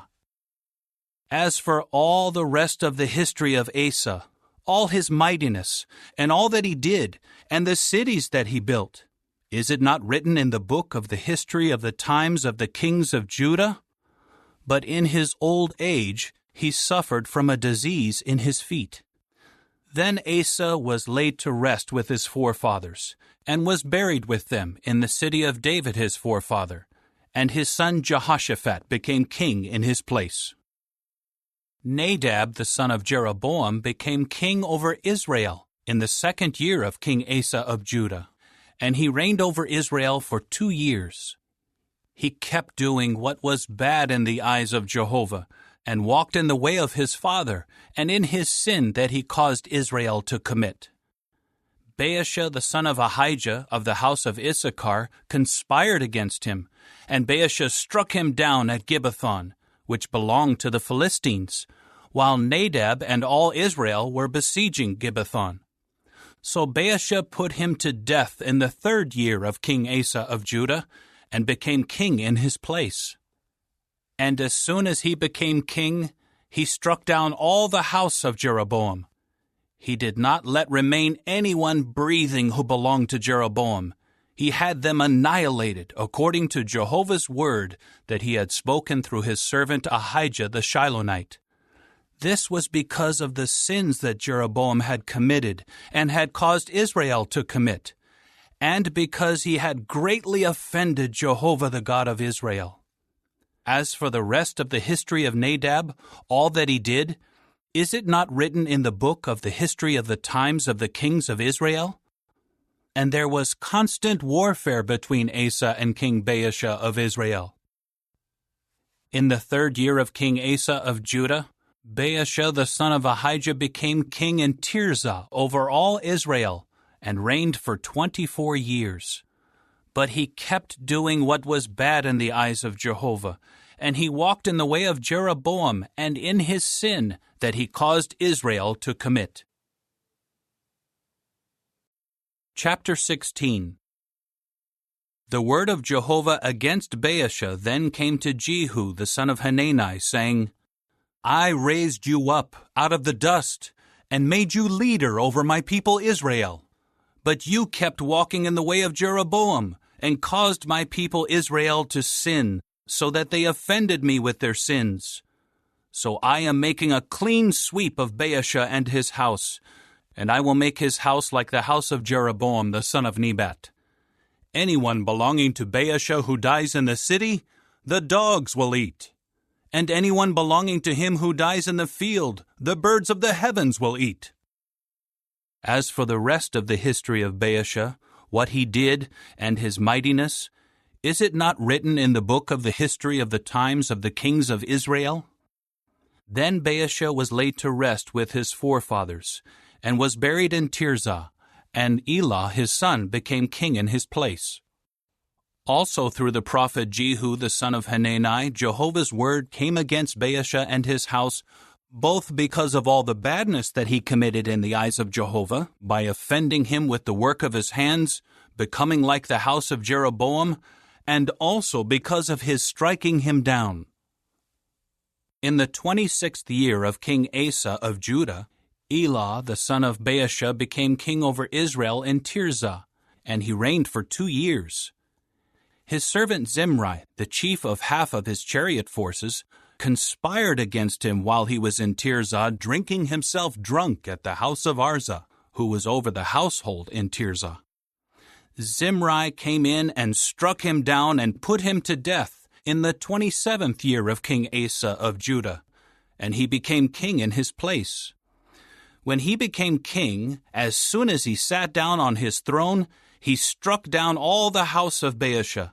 He did not spare a single male, whether of his relatives or of his friends. Thus Zimri annihilated the whole house of Baasha, according to the word that Jehovah had spoken against Baasha through Jehu the prophet. This was for all the sins that Baasha and his son Elah had committed, and the sins they had caused Israel to commit, by offending Jehovah the God of Israel with their worthless idols. As for the rest of the history of Elah, all that he did, is it not written in the book of the history of the times of the kings of Israel? In the 27th year of King Asa of Judah, Zimri became king for 7 days in Tirzah, while the troops were camped against Gibbethon, which belonged to the Philistines. In time the troops who were encamped heard it being said, Zimri has conspired, and has also struck down the king. So all Israel made Omri, the chief of the army, king over Israel on that day in the camp. Omri and all Israel with him went up from Gibbethon and laid siege to Tirzah. When Zimri saw that the city had been captured, he went into the fortified tower of the king's house and burned the house down over himself, and he died. This was for his own sins that he had committed by doing what was bad in the eyes of Jehovah, by walking in the way of Jeroboam, and for the sin he had caused Israel to commit. As for the rest of the history of Zimri and his conspiracy, is it not written in the book of the history of the times of the kings of Israel? It was then that the people of Israel were divided into 2 factions. One part of the people became followers of Tibni, the son of Ginath, wanting to make him king, and the other part followed Omri. But the people who were following Omri prevailed over the people following Tibni, the son of Ginath. So Tibni died, and Omri became king. In the 31st year of King Asa of Judah, Omri became king over Israel, and he reigned for 12 years. In Tirzah he reigned for 6 years. He bought the mountain of Samaria from Shemer for 2 talents of silver, and he built a city on the mountain. He named the city that he built Samaria after Shemer, the owner of the mountain. Omri kept doing what was bad in the eyes of Jehovah, and he was worse than all who were prior to him. He walked in all the ways of Jeroboam the son of Nebat, and in the sin he had caused Israel to commit, by offending Jehovah the God of Israel with their worthless idols. As for the rest of the history of Omri, what he did and his mighty exploits, is it not written in the book of the history of the times of the kings of Israel? Then Omri was laid to rest with his forefathers, and was buried in Samaria, and his son Ahab became king in his place. Ahab the son of Omri became king over Israel in the 38th year of King Asa of Judah, and Ahab the son of Omri reigned over Israel in Samaria for 22 years. Ahab the son of Omri was worse in the eyes of Jehovah than all those who were prior to him. As if it were a trivial thing for him to walk in the sins of Jeroboam the son of Nebat, he also took as wife Jezebel, the daughter of Ethbaal, the king of the Sidonians, and began to serve Baal and to bow down to him. Further, he set up an altar to Baal at the house of Baal that he built in Samaria. Ahab also made the sacred pole. Ahab did more to offend Jehovah the God of Israel than all the kings of Israel prior to him. In his days, Hiel the Bethelite rebuilt Jericho. At the cost of Abiram his firstborn he laid its foundation, and at the cost of Segub his youngest he put up its doors, according to the word of Jehovah spoken through Joshua the son of Nun. Chapter 17. Now Elijah the Tishbite, an inhabitant of Gilead, said to Ahab, As surely as Jehovah, the God of Israel whom I serve, is living, during these years there will be no dew or rain, except by my word. The word of Jehovah came to him, saying, Leave here, and turn eastward, and hide at the valley of Cherith, east of the Jordan. You should drink from the stream, and I will command the ravens to supply you food there. He immediately went and did according to the word of Jehovah. He went and stayed by the valley of Cherith, east of the Jordan. And the ravens were bringing him bread and meat in the morning, and bread and meat in the evening, and he drank from the stream. But after some days, the stream ran dry, because there was no rain in the land. The word of Jehovah then came to him, Rise up, go to Zarephath, which belongs to Sidon, and stay there. Look, I will command a widow there to supply you with food. So he rose up and went to Zarephath. When he came to the entrance of the city, there was a widow gathering pieces of wood. So he called to her and said, Please, bring me a little water in a cup, so that I may drink. As she went to get it, he called to her, Please, bring me a piece of bread in your hand. At this she said, As surely as Jehovah your God is living, I have no bread, only a handful of flour in the large jar, and a little oil in the small jar. Now I am gathering a few pieces of wood, and I will go in and make something for me and my son. After we have eaten, we will die. Then Elijah said to her, Do not be afraid. Go in and do as you said. But first, make me a small round loaf of bread with what is there, and bring it out to me. Then you can make something afterward for you and your son. For this is what Jehovah, the God of Israel, says. The large jar of flour will not run out, and the small jar of oil will not run dry, until the day Jehovah makes it rain on the surface of the ground. So she went and did as Elijah said, and she, together with him and her household, ate for many days. The large jar of flour did not run out, and the small jar of oil did not run dry, according to Jehovah's word that he had spoken through Elijah. After these things, the son of the woman who owned the house fell sick, and his sickness became so severe that he stopped breathing. At this she said to Elijah, "What do you have against me, O man of the true God? Have you come to remind me of my guilt and to put my son to death?" But he said to her, "Give me your son." Then he took him from her arms and carried him up to the roof chamber where he was staying, and he laid him on his own bed. He called out to Jehovah, "O Jehovah my God, are you also bringing harm to the widow with whom I am staying by putting her son to death?" Then he stretched himself out over the child 3 times and called out to Jehovah, "O Jehovah my God, please, let this child's life come back into him." Jehovah listened to Elijah's request, and the life of the child came back into him, and he revived. Elijah took the child and brought him down from the roof chamber into the house and gave him to his mother. And Elijah said, "See, your son is alive." At that the woman said to Elijah, "Now I know that you truly are a man of God, and that Jehovah's word in your mouth is truth." Chapter 18. After some time, in the 3rd year, Jehovah's word came to Elijah, saying, "Go, present yourself to Ahab, and I will send rain on the surface of the ground." So Elijah went to present himself to Ahab while the famine was severe in Samaria. Meanwhile, Ahab called Obadiah, who was over the household.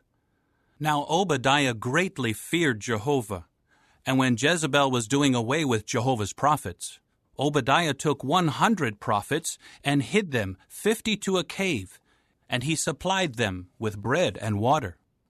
Ahab then said to Obadiah, "Go through the land to all the springs of water and to all the valleys. Perhaps we can find enough grass to keep the horses and mules alive, and not have all our animals die." So they divided between themselves the land they were going to pass through. Ahab went alone by one way, and Obadiah went alone by another way. As Obadiah was on his way, Elijah was there to meet him.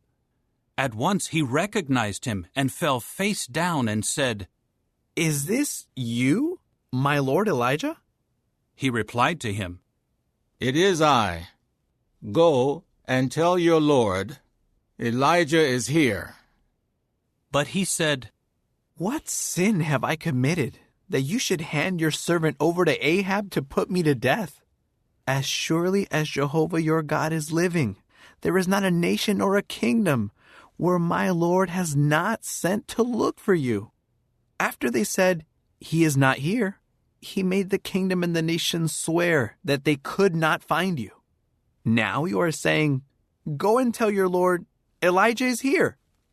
When I depart from you, the Spirit of Jehovah will carry you away to a place I will not know. And when I tell Ahab, and he does not find you, he will surely kill me. Yet your servant has feared Jehovah from his youth. Has my Lord not been told what I did when Jezebel was killing the prophets of Jehovah? How I hid 100 of the prophets of Jehovah by groups of 50 in a cave, and kept supplying them bread and water? But now you are saying, "Go and tell your Lord, Elijah is here." He will certainly kill me. However, Elijah said, "As surely as Jehovah of armies whom I serve is living, today I will present myself to him." So Obadiah went off to meet Ahab and told him, and Ahab went to meet Elijah. As soon as Ahab saw Elijah, he said to him, "Is this you, the one bringing great trouble on Israel?" To this he said, I have not brought trouble on Israel, but you and the house of your father have, by abandoning the commandments of Jehovah and by following the Baals. And now, summon all Israel to me at Mount Carmel, as well as the 450 prophets of Baal and the 400 prophets of the sacred pole, who are eating at the table of Jezebel. So Ahab sent word among all the people of Israel and collected the prophets together at Mount Carmel. Then Elijah approached all the people and said, "How long will you be limping between two different opinions? If Jehovah is the true God, follow him. But if Baal is, follow him." But the people did not say a word in answer to him. Elijah then said to the people, "I am the only prophet of Jehovah left, while the prophets of Baal are 450 men. Let them give us 2 young bulls, and let them choose 1 young bull and cut it into pieces and put it on the wood, but they should not put fire to it. I will prepare the other young bull, and I will place it on the wood, but I will not put fire to it. Then you must call on the name of your God, and I will call on the name of Jehovah. The God who answers by fire will show that he is the true God." To this all the people answered, "What you say is good." Elijah now said to the prophets of Baal, "Choose 1 young bull and prepare it first, because you are the majority. Then call on the name of your God, but you must not put fire to it." So they took the young bull that was given to them, prepared it, and kept calling on the name of Baal from morning until noon, saying, "O Baal, answer us." But there was no voice, and no one answering. They kept limping around the altar that they had made. About noon, Elijah began to mock them and say, "Call out at the top of your voice. After all, he is a god. Perhaps he is deep in thought, or he has gone to relieve himself. Or maybe he is asleep, and someone needs to wake him up." They were calling out at the top of their voice and cutting themselves with daggers and lances according to their custom until their blood gushed out all over them. Noon was past, and they continued in a frenzy until the time the evening grain offering is presented. But there was no voice and no one answering. No one was paying attention. At length, Elijah said to all the people, "Approach me." So all the people approached him. Then he repaired the altar of Jehovah that had been torn down. Elijah then took 12 stones, corresponding to the number of the tribes of the sons of Jacob, to whom Jehovah's word had come, saying, "Israel will be your name." With the stones he built an altar in the name of Jehovah. Then he made a trench all around the altar, an area large enough to sow with 2 seah measures of seed. After that, he put the pieces of wood in order, cut the young bull into pieces, and placed it on the wood. He now said, "Fill 4 large jars with water, and pour it on the burnt offering and on the pieces of wood." Then he said, "Do it again." So they did it again. Once more he said, "Do it a 3rd time." So they did it a 3rd time. And the water ran all around the altar, and he also filled the trench with water. About the time when the evening grain offering is presented, Elijah the prophet stepped forward and said, "O Jehovah, the God of Abraham, Isaac, and Israel, today let it be known that you are God in Israel, and that I am your servant, and that it is by your word that I have done all these things. Answer me, O Jehovah, answer me, so that this people may know that you, Jehovah, are the true God, and that you are turning their hearts back to you." At that, the fire of Jehovah fell from above and consumed the burnt offering, the pieces of wood, the stones, and the dust, and it licked up the water from the trench. When all the people saw it, they immediately fell face down and said, Jehovah is the true God. Jehovah is the true God. Then Elijah said to them, Seize the prophets of Baal. Do not let a single one of them escape.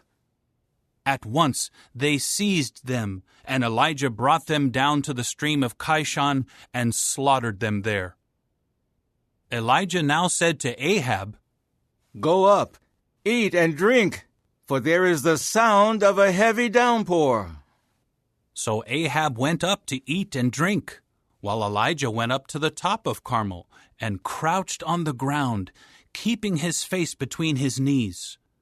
Then he said to his attendant, Go up, please, and look toward the sea. So he went up and looked and said, There is nothing at all. 7 times Elijah said, Go back. The 7th time his attendant said, Look, there is a small cloud, like a man's hand, ascending out of the sea. He now said, Go, say to Ahab, hitch up the chariot. Go down, so that the downpour may not detain you. Meanwhile, the sky grew dark with clouds, the wind blew, and a heavy downpour fell. And Ahab kept riding and made his way to Jezreel. But the hand of Jehovah came on Elijah, and he wrapped his garment around his hips and ran ahead of Ahab all the way to Jezreel. Chapter 19.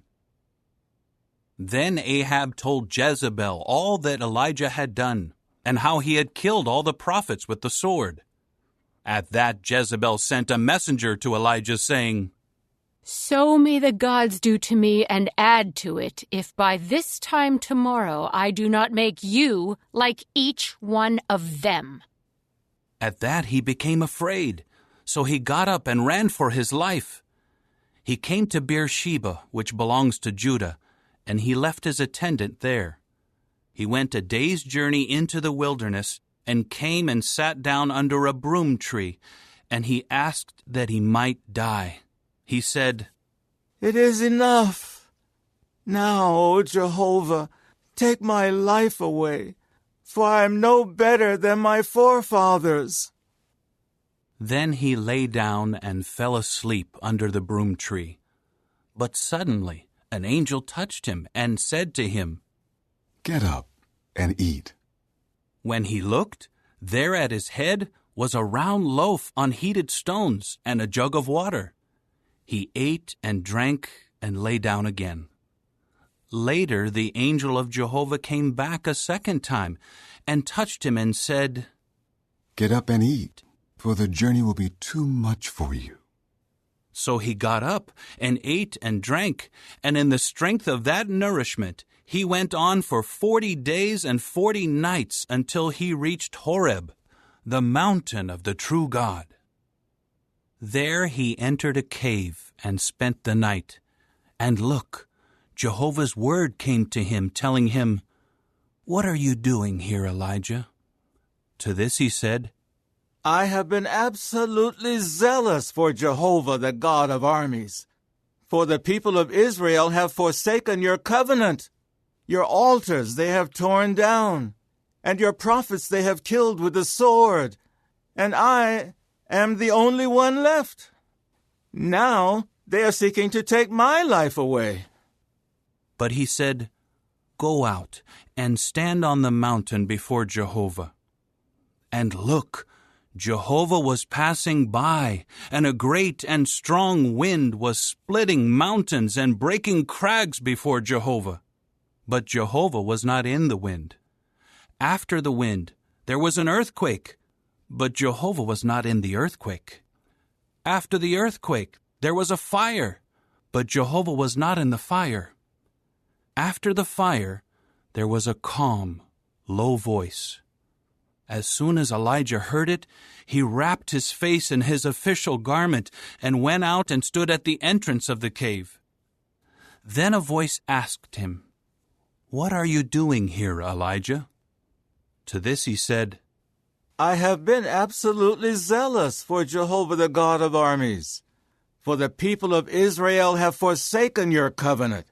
Your altars they have torn down, and your prophets they have killed with the sword, and I am the only one left.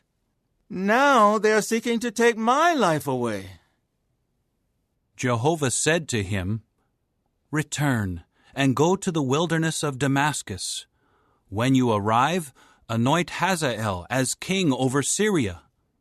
And you should anoint Jehu, the grandson of Nimshi, as king over Israel.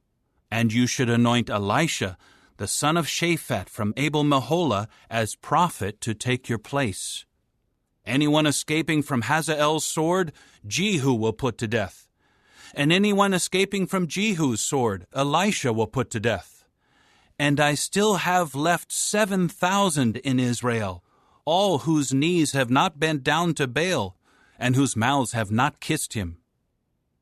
So he went from there and found Elisha the son of Shaphat, while he was plowing with 12 pairs of bulls ahead of him, and he was with the 12th pair. So Elijah went over to him and threw his official garment on him. At that he left the bulls and ran after Elijah and said, "Please, let me kiss my father and my mother. Then I will follow you." He replied to him, "Go, return, for what have I done to stop you?" So he went back and took a pair of bulls and sacrificed them, and he used the plowing gear to boil the meat of the bulls, and gave it to the people, and they ate. After that he rose up and followed Elijah and began to minister to him. Chapter 20. Now King Ben-Hadad of Syria gathered his whole army together, along with 32 other kings and their horses and chariots. He went up and laid siege to Samaria and fought against it. Then he sent messengers to King Ahab of Israel at the city and said to him, "This is what Ben-Hadad says. Your silver and your gold are mine, as well as the best of your wives and your sons." To this the king of Israel answered, "According to your word, my lord the king, I am yours along with all that belongs to me." The messengers later came back and said, "This is what Ben-Hadad says. I sent this message to you. Your silver, your gold, your wives, and your sons you will give me. But about this time tomorrow I will send my servants to you, and they will carefully search your house and the houses of your servants, and all your desirable things they will seize and take away." At that, the king of Israel called all the elders of the land and said, "Take note, please, and see that this man is bent on bringing calamity. For he demanded my wives, my sons, my silver, and my gold, and I did not refuse him." Then all the elders and all the people said to him, "Do not obey, and do not consent." So he said to the messengers of Ben-Hadad, "Say to my lord the king, all that you first demanded of your servant I will do, but this I cannot do." With that the messengers went off and brought word back to him. Ben-Hadad now sent him this message: "So may the gods do to me, and add to it, if there is enough dust in Samaria to give each of the people following me a handful." The king of Israel answered, "Tell him, the one who puts on his armor should not boast about himself like one who takes it off."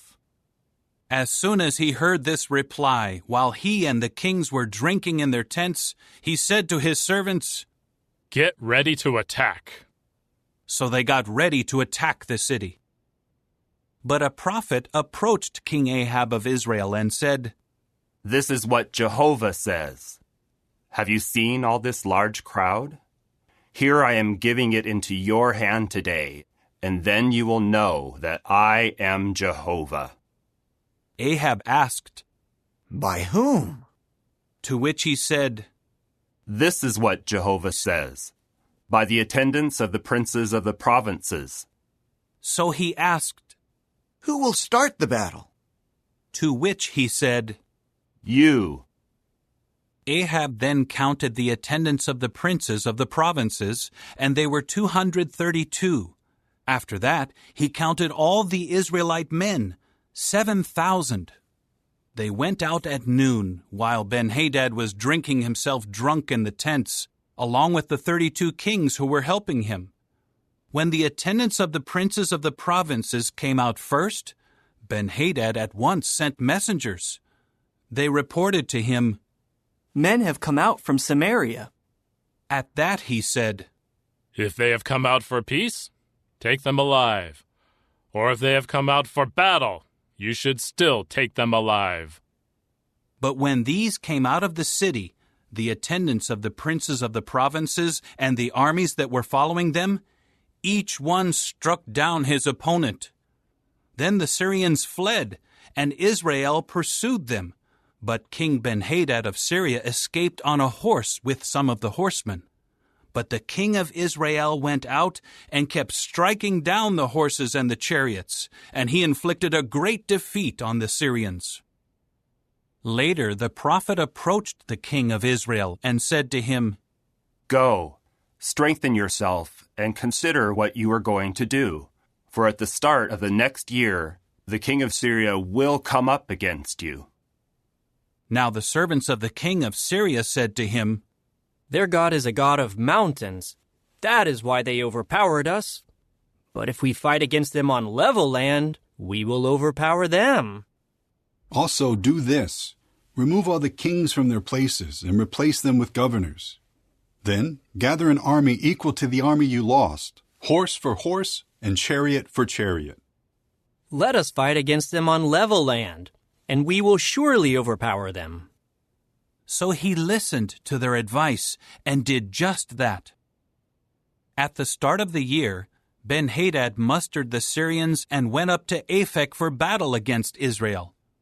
The people of Israel were also mustered and supplied, and they went out to meet them. When the people of Israel camped in front of them, they were like 2 tiny flocks of goats, while the Syrians filled the whole land. Then the man of the true God approached the king of Israel and said, This is what Jehovah says. Because the Syrians have said, Jehovah is a God of mountains, and he is not a God of plains, I will give all this large crowd into your hand, and you will certainly know that I am Jehovah. They remained encamped opposite each other for 7 days, and on the 7th day the battle began.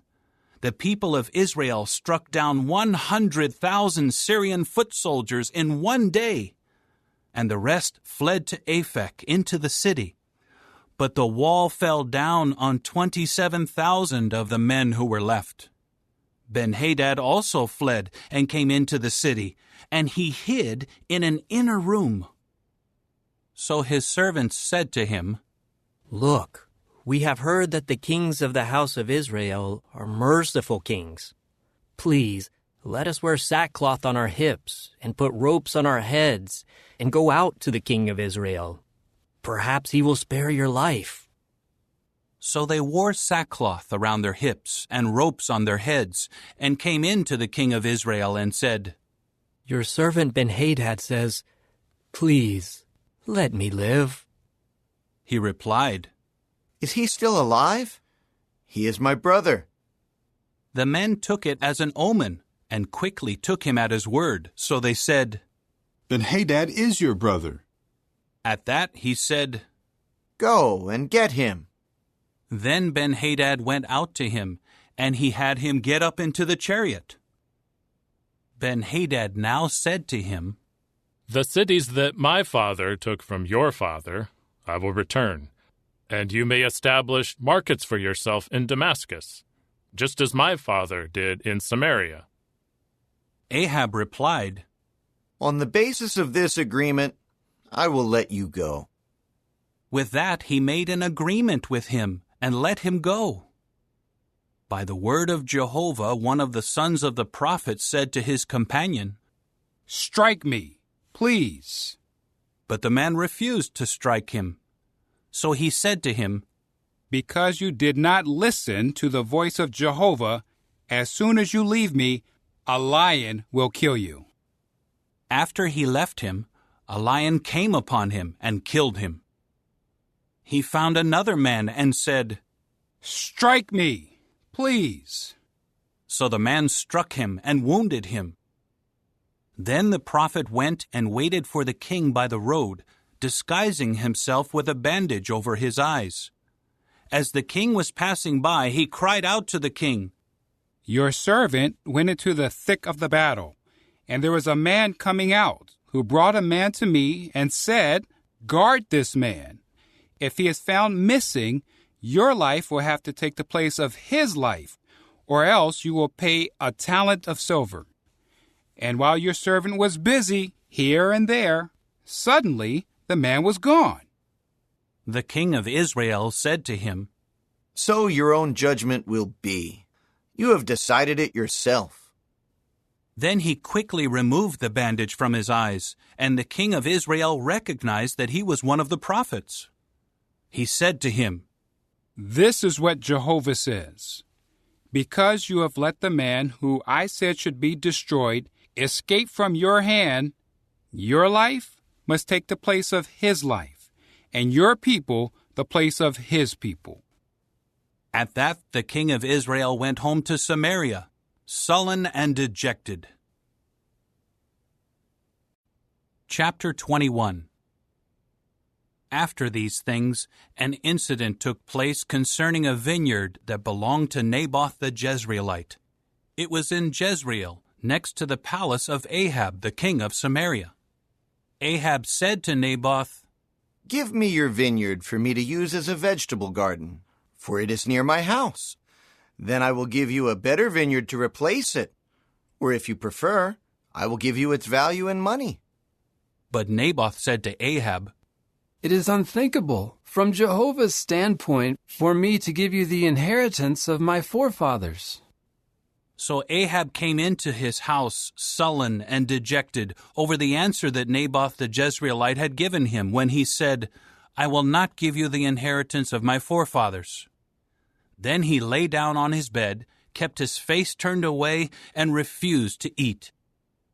His wife Jezebel came in to him and asked him, "Why are you so sad that you refuse to eat?"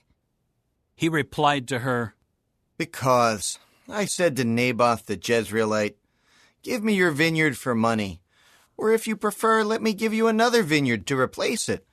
But he said, 'I will not give you my vineyard.'" His wife Jezebel said to him, "Are you not the one ruling as king over Israel? Get up, eat something, and let your heart be cheerful. I will give you the vineyard of Naboth the Jezreelite." So she wrote letters in Ahab's name and sealed them with his seal, and sent the letters to the elders and the nobles who lived in Naboth's city. She wrote in the letters, "Proclaim a fast, and have Naboth sit at the head of the people, and have 2 good-for-nothing men sit in front of him and testify against him, saying, 'You have cursed God and the king.' Then bring him out and stone him to death." So the men of his city, the elders and the nobles who lived in his city, did just as was written in the letters that Jezebel sent to them. They proclaimed a fast and had Naboth sit at the head of the people. Then 2 of the good-for-nothing men came in and sat down in front of him and began to testify against Naboth in front of the people, saying, "Naboth has cursed God and the king." After that, they brought him to the outskirts of the city and stoned him to death. They now sent word to Jezebel, saying, "Naboth has been stoned to death." As soon as Jezebel heard that Naboth had been stoned to death, she said to Ahab, "Get up, take possession of the vineyard of Naboth the Jezreelite, which he refused to give you for money, for Naboth is no longer alive. He is dead." As soon as Ahab heard that Naboth was dead, Ahab got up to go down to the vineyard of Naboth the Jezreelite to take possession of it. But Jehovah's word came to Elijah the Tishbite, saying, "Get up, go down to meet Ahab the king of Israel, who is in Samaria. There he is in the vineyard of Naboth, where he has gone to take possession of it. You must tell him, 'This is what Jehovah says. Have you murdered a man and also taken his property?' Then say to him, 'This is what Jehovah says. In the place where the dogs licked up the blood of Naboth, the dogs will lick up your own blood.'" Ahab said to Elijah, "So you have found me, O my enemy." He replied, "I have found you. Because you are determined to do what is bad in the eyes of Jehovah, here I am bringing calamity upon you, and I will make a clean sweep after you, and will annihilate from Ahab every male, including the helpless and weak in Israel. And I will make your house like the house of Jeroboam the son of Nebat, and like the house of Baasha the son of Ahijah, for you have provoked my anger, and have caused Israel to sin. Also, concerning Jezebel, Jehovah has said, 'The dogs will eat up Jezebel in the plot of land of Jezreel.' Anyone belonging to Ahab who dies in the city, the dogs will eat up. And anyone who dies in the field, the birds of the heavens will eat up. Indeed, there has never been anyone like Ahab, who was so determined to do what was bad in the eyes of Jehovah, egged on by his wife Jezebel. He acted in the most detestable way by going after the disgusting idols, just as all the Amorites had done, whom Jehovah drove out from before the Israelites." As soon as Ahab heard these words, he ripped his garments apart and put sackcloth on his body, and he went on a fast and kept lying down in sackcloth and walking despondently. Jehovah's word then came to Elijah the Tishbite, "Have you seen how Ahab has humbled himself on my account? Because he has humbled himself before me, I will not bring the calamity during his lifetime. I will bring the calamity upon his house in the days of his son." Chapter 22. For 3 years there was no war between Syria and Israel. In the 3rd year, King Jehoshaphat of Judah went down to the king of Israel. Then the king of Israel said to his servants, "Do you know that Ramoth-Gilead belongs to us? And yet we are hesitating to take it back from the king of Syria." He then said to Jehoshaphat, "Will you go with me to fight at Ramoth-Gilead?" Jehoshaphat replied to the king of Israel, "I am the same as you. My people are the same as your people. My horses are the same as your horses." But Jehoshaphat said to the king of Israel, "First inquire, please, for the word of Jehovah." So the king of Israel gathered the prophets together, about 400 men, and said to them, "Should I go to war against Ramoth-Gilead, or should I refrain?" They said, "Go up, and Jehovah will give it into the king's hand." Jehoshaphat then said, "Is there not here a prophet of Jehovah? Let us also inquire through him." At that the king of Israel said to Jehoshaphat, "There is still one more man through whom we can inquire of Jehovah, but I hate him, for he never prophesies good things concerning me, only bad. He is Micaiah, the son of Imlah." However, Jehoshaphat said, "The king should not say such a thing."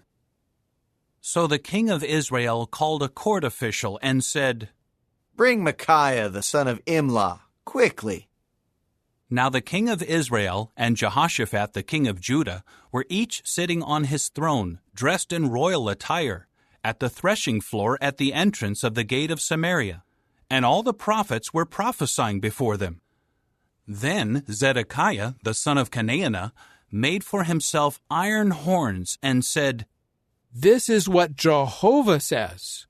With these you will gore the Syrians until you exterminate them."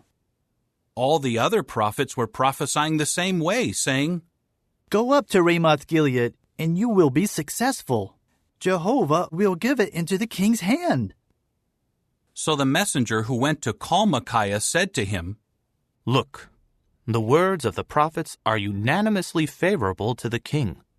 Let your word, please, become like their words, and speak favorably." But Micaiah said, "As surely as Jehovah is living, whatever Jehovah says to me is what I will speak." Then he came in to the king, and the king asked him, "Micaiah, should we go to war against Ramoth-Gilead, or should we refrain?" At once he replied, "Go up, and you will be successful. Jehovah will give it into the king's hand." At that the king said to him, "How many times must I put you under oath not to speak to me anything but the truth in the name of Jehovah?" So he said, "I see all the Israelites scattered on the mountains, like sheep that have no shepherd. Jehovah said, 'These have no master. Let each one go back to his house in peace.'" Then the king of Israel said to Jehoshaphat, "Did I not tell you? He will not prophesy good things concerning me, only bad." Micaiah then said, "Therefore, hear the word of Jehovah. I saw Jehovah sitting on his throne, and all the army of the heavens standing by him, to his right and to his left. Jehovah then said, 'Who will fool Ahab, so that he will go up and fall at Ramoth-Gilead?' And one was saying one thing, while another said something else. Then a spirit came forward and stood before Jehovah and said, 'I will fool him.' Jehovah asked him, 'How will you do it?' He replied, 'I will go out and become a deceptive spirit in the mouth of all his prophets.' So he said, 'You will fool him, and what is more, you will be successful. Go out and do that.' And now, Jehovah has put a deceptive spirit in the mouth of all these prophets of yours, but Jehovah has declared calamity for you." Zedekiah the son of Chenaanah now approached and struck Micaiah on the cheek and said, "Which way did the Spirit of Jehovah pass for me to speak with you?" Micaiah replied, "Look, you will see which way on the day when you will enter the innermost room to hide." Then the king of Israel said, "Take Micaiah and turn him over to Amon, the chief of the city, and to Joash, the king's son. Tell them, this is what the king says. Put this fellow in the prison and feed him with a reduced allowance of bread and water until I return in peace." But Micaiah said, "If you do return in peace, Jehovah has not spoken with me." Then he added, "Take note, all you peoples." So the king of Israel and Jehoshaphat the king of Judah went up to Ramoth-Gilead. The king of Israel now said to Jehoshaphat, "I will disguise myself and will go into the battle, but you should put on your royal attire." So the king of Israel disguised himself and entered the battle. Now the king of Syria had ordered his 32 chariot commanders, "Do not fight with anyone, small or great, except the king of Israel." And as soon as the chariot commanders saw Jehoshaphat, they said to themselves, "Surely it is the king of Israel." So they turned to fight against him, and Jehoshaphat began to cry for help. When the chariot commanders saw that it was not the king of Israel, they immediately turned back from following him. But one man shot his bow at random, and he struck the king of Israel between the joints of his coat of mail. So the king said to his charioteer, "Turn around and take me out of the battle, for I have been badly wounded." The fighting raged throughout that day, and the king had to be propped up in the chariot, facing the Syrians. The blood of the wound poured out into the interior of the war chariot, and he died in the evening. Around sunset, a cry passed through the camp saying, "Everyone to his city! Everyone to his land!"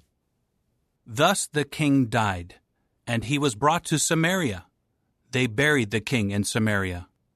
When they washed off the war chariot by the pool of Samaria, the dogs licked up his blood, and the prostitutes bathed there, according to the word that Jehovah had spoken. As for the rest of the history of Ahab, all that he did, and the house of ivory that he built, and all the cities that he built, is it not written in the book of the history of the times of the kings of Israel? Then Ahab was laid to rest with his forefathers, and his son Ahaziah became king in his place. Jehoshaphat the son of Asa had become king over Judah in the 4th year of King Ahab of Israel. Jehoshaphat was 35 years old when he became king, and he reigned for 25 years in Jerusalem. His mother's name was Azubah, the daughter of Shilhi. He kept walking in all the way of Asa his father. He did not deviate from it, and he did what was right in Jehovah's eyes. However, the high places were not removed, and the people were still sacrificing and making sacrificial smoke on the high places. Jehoshaphat kept peaceful relations with the king of Israel. As for the rest of the history of Jehoshaphat, his mighty exploits, and how he waged war, is it not written in the book of the history of the times of the kings of Judah? He also cleared out of the land the rest of the male temple prostitutes who had been left over in the days of Asa his father. Then there was no king in Edom. A deputy was acting as king. Jehoshaphat also made Tarshish ships to go to Ophir for gold, but they did not go because the ships were wrecked at Ezion-Geber. It was then that Ahaziah the son of Ahab said to Jehoshaphat, "Let my servants go with your servants in the ships." But Jehoshaphat did not consent. Then Jehoshaphat was laid to rest with his forefathers, and was buried with his forefathers in the city of David his forefather. And his son Jehoram became king in his place. Ahaziah the son of Ahab became king over Israel in Samaria in the 17th year of King Jehoshaphat of Judah, and he reigned over Israel for 2 years. And he kept doing what was bad in Jehovah's eyes, and walking in the way of his father and his mother, and in the way of Jeroboam the son of Nebat, who had caused Israel to sin. He continued serving Baal, and bowing down to him, and kept offending Jehovah the God of Israel, just as his father had done.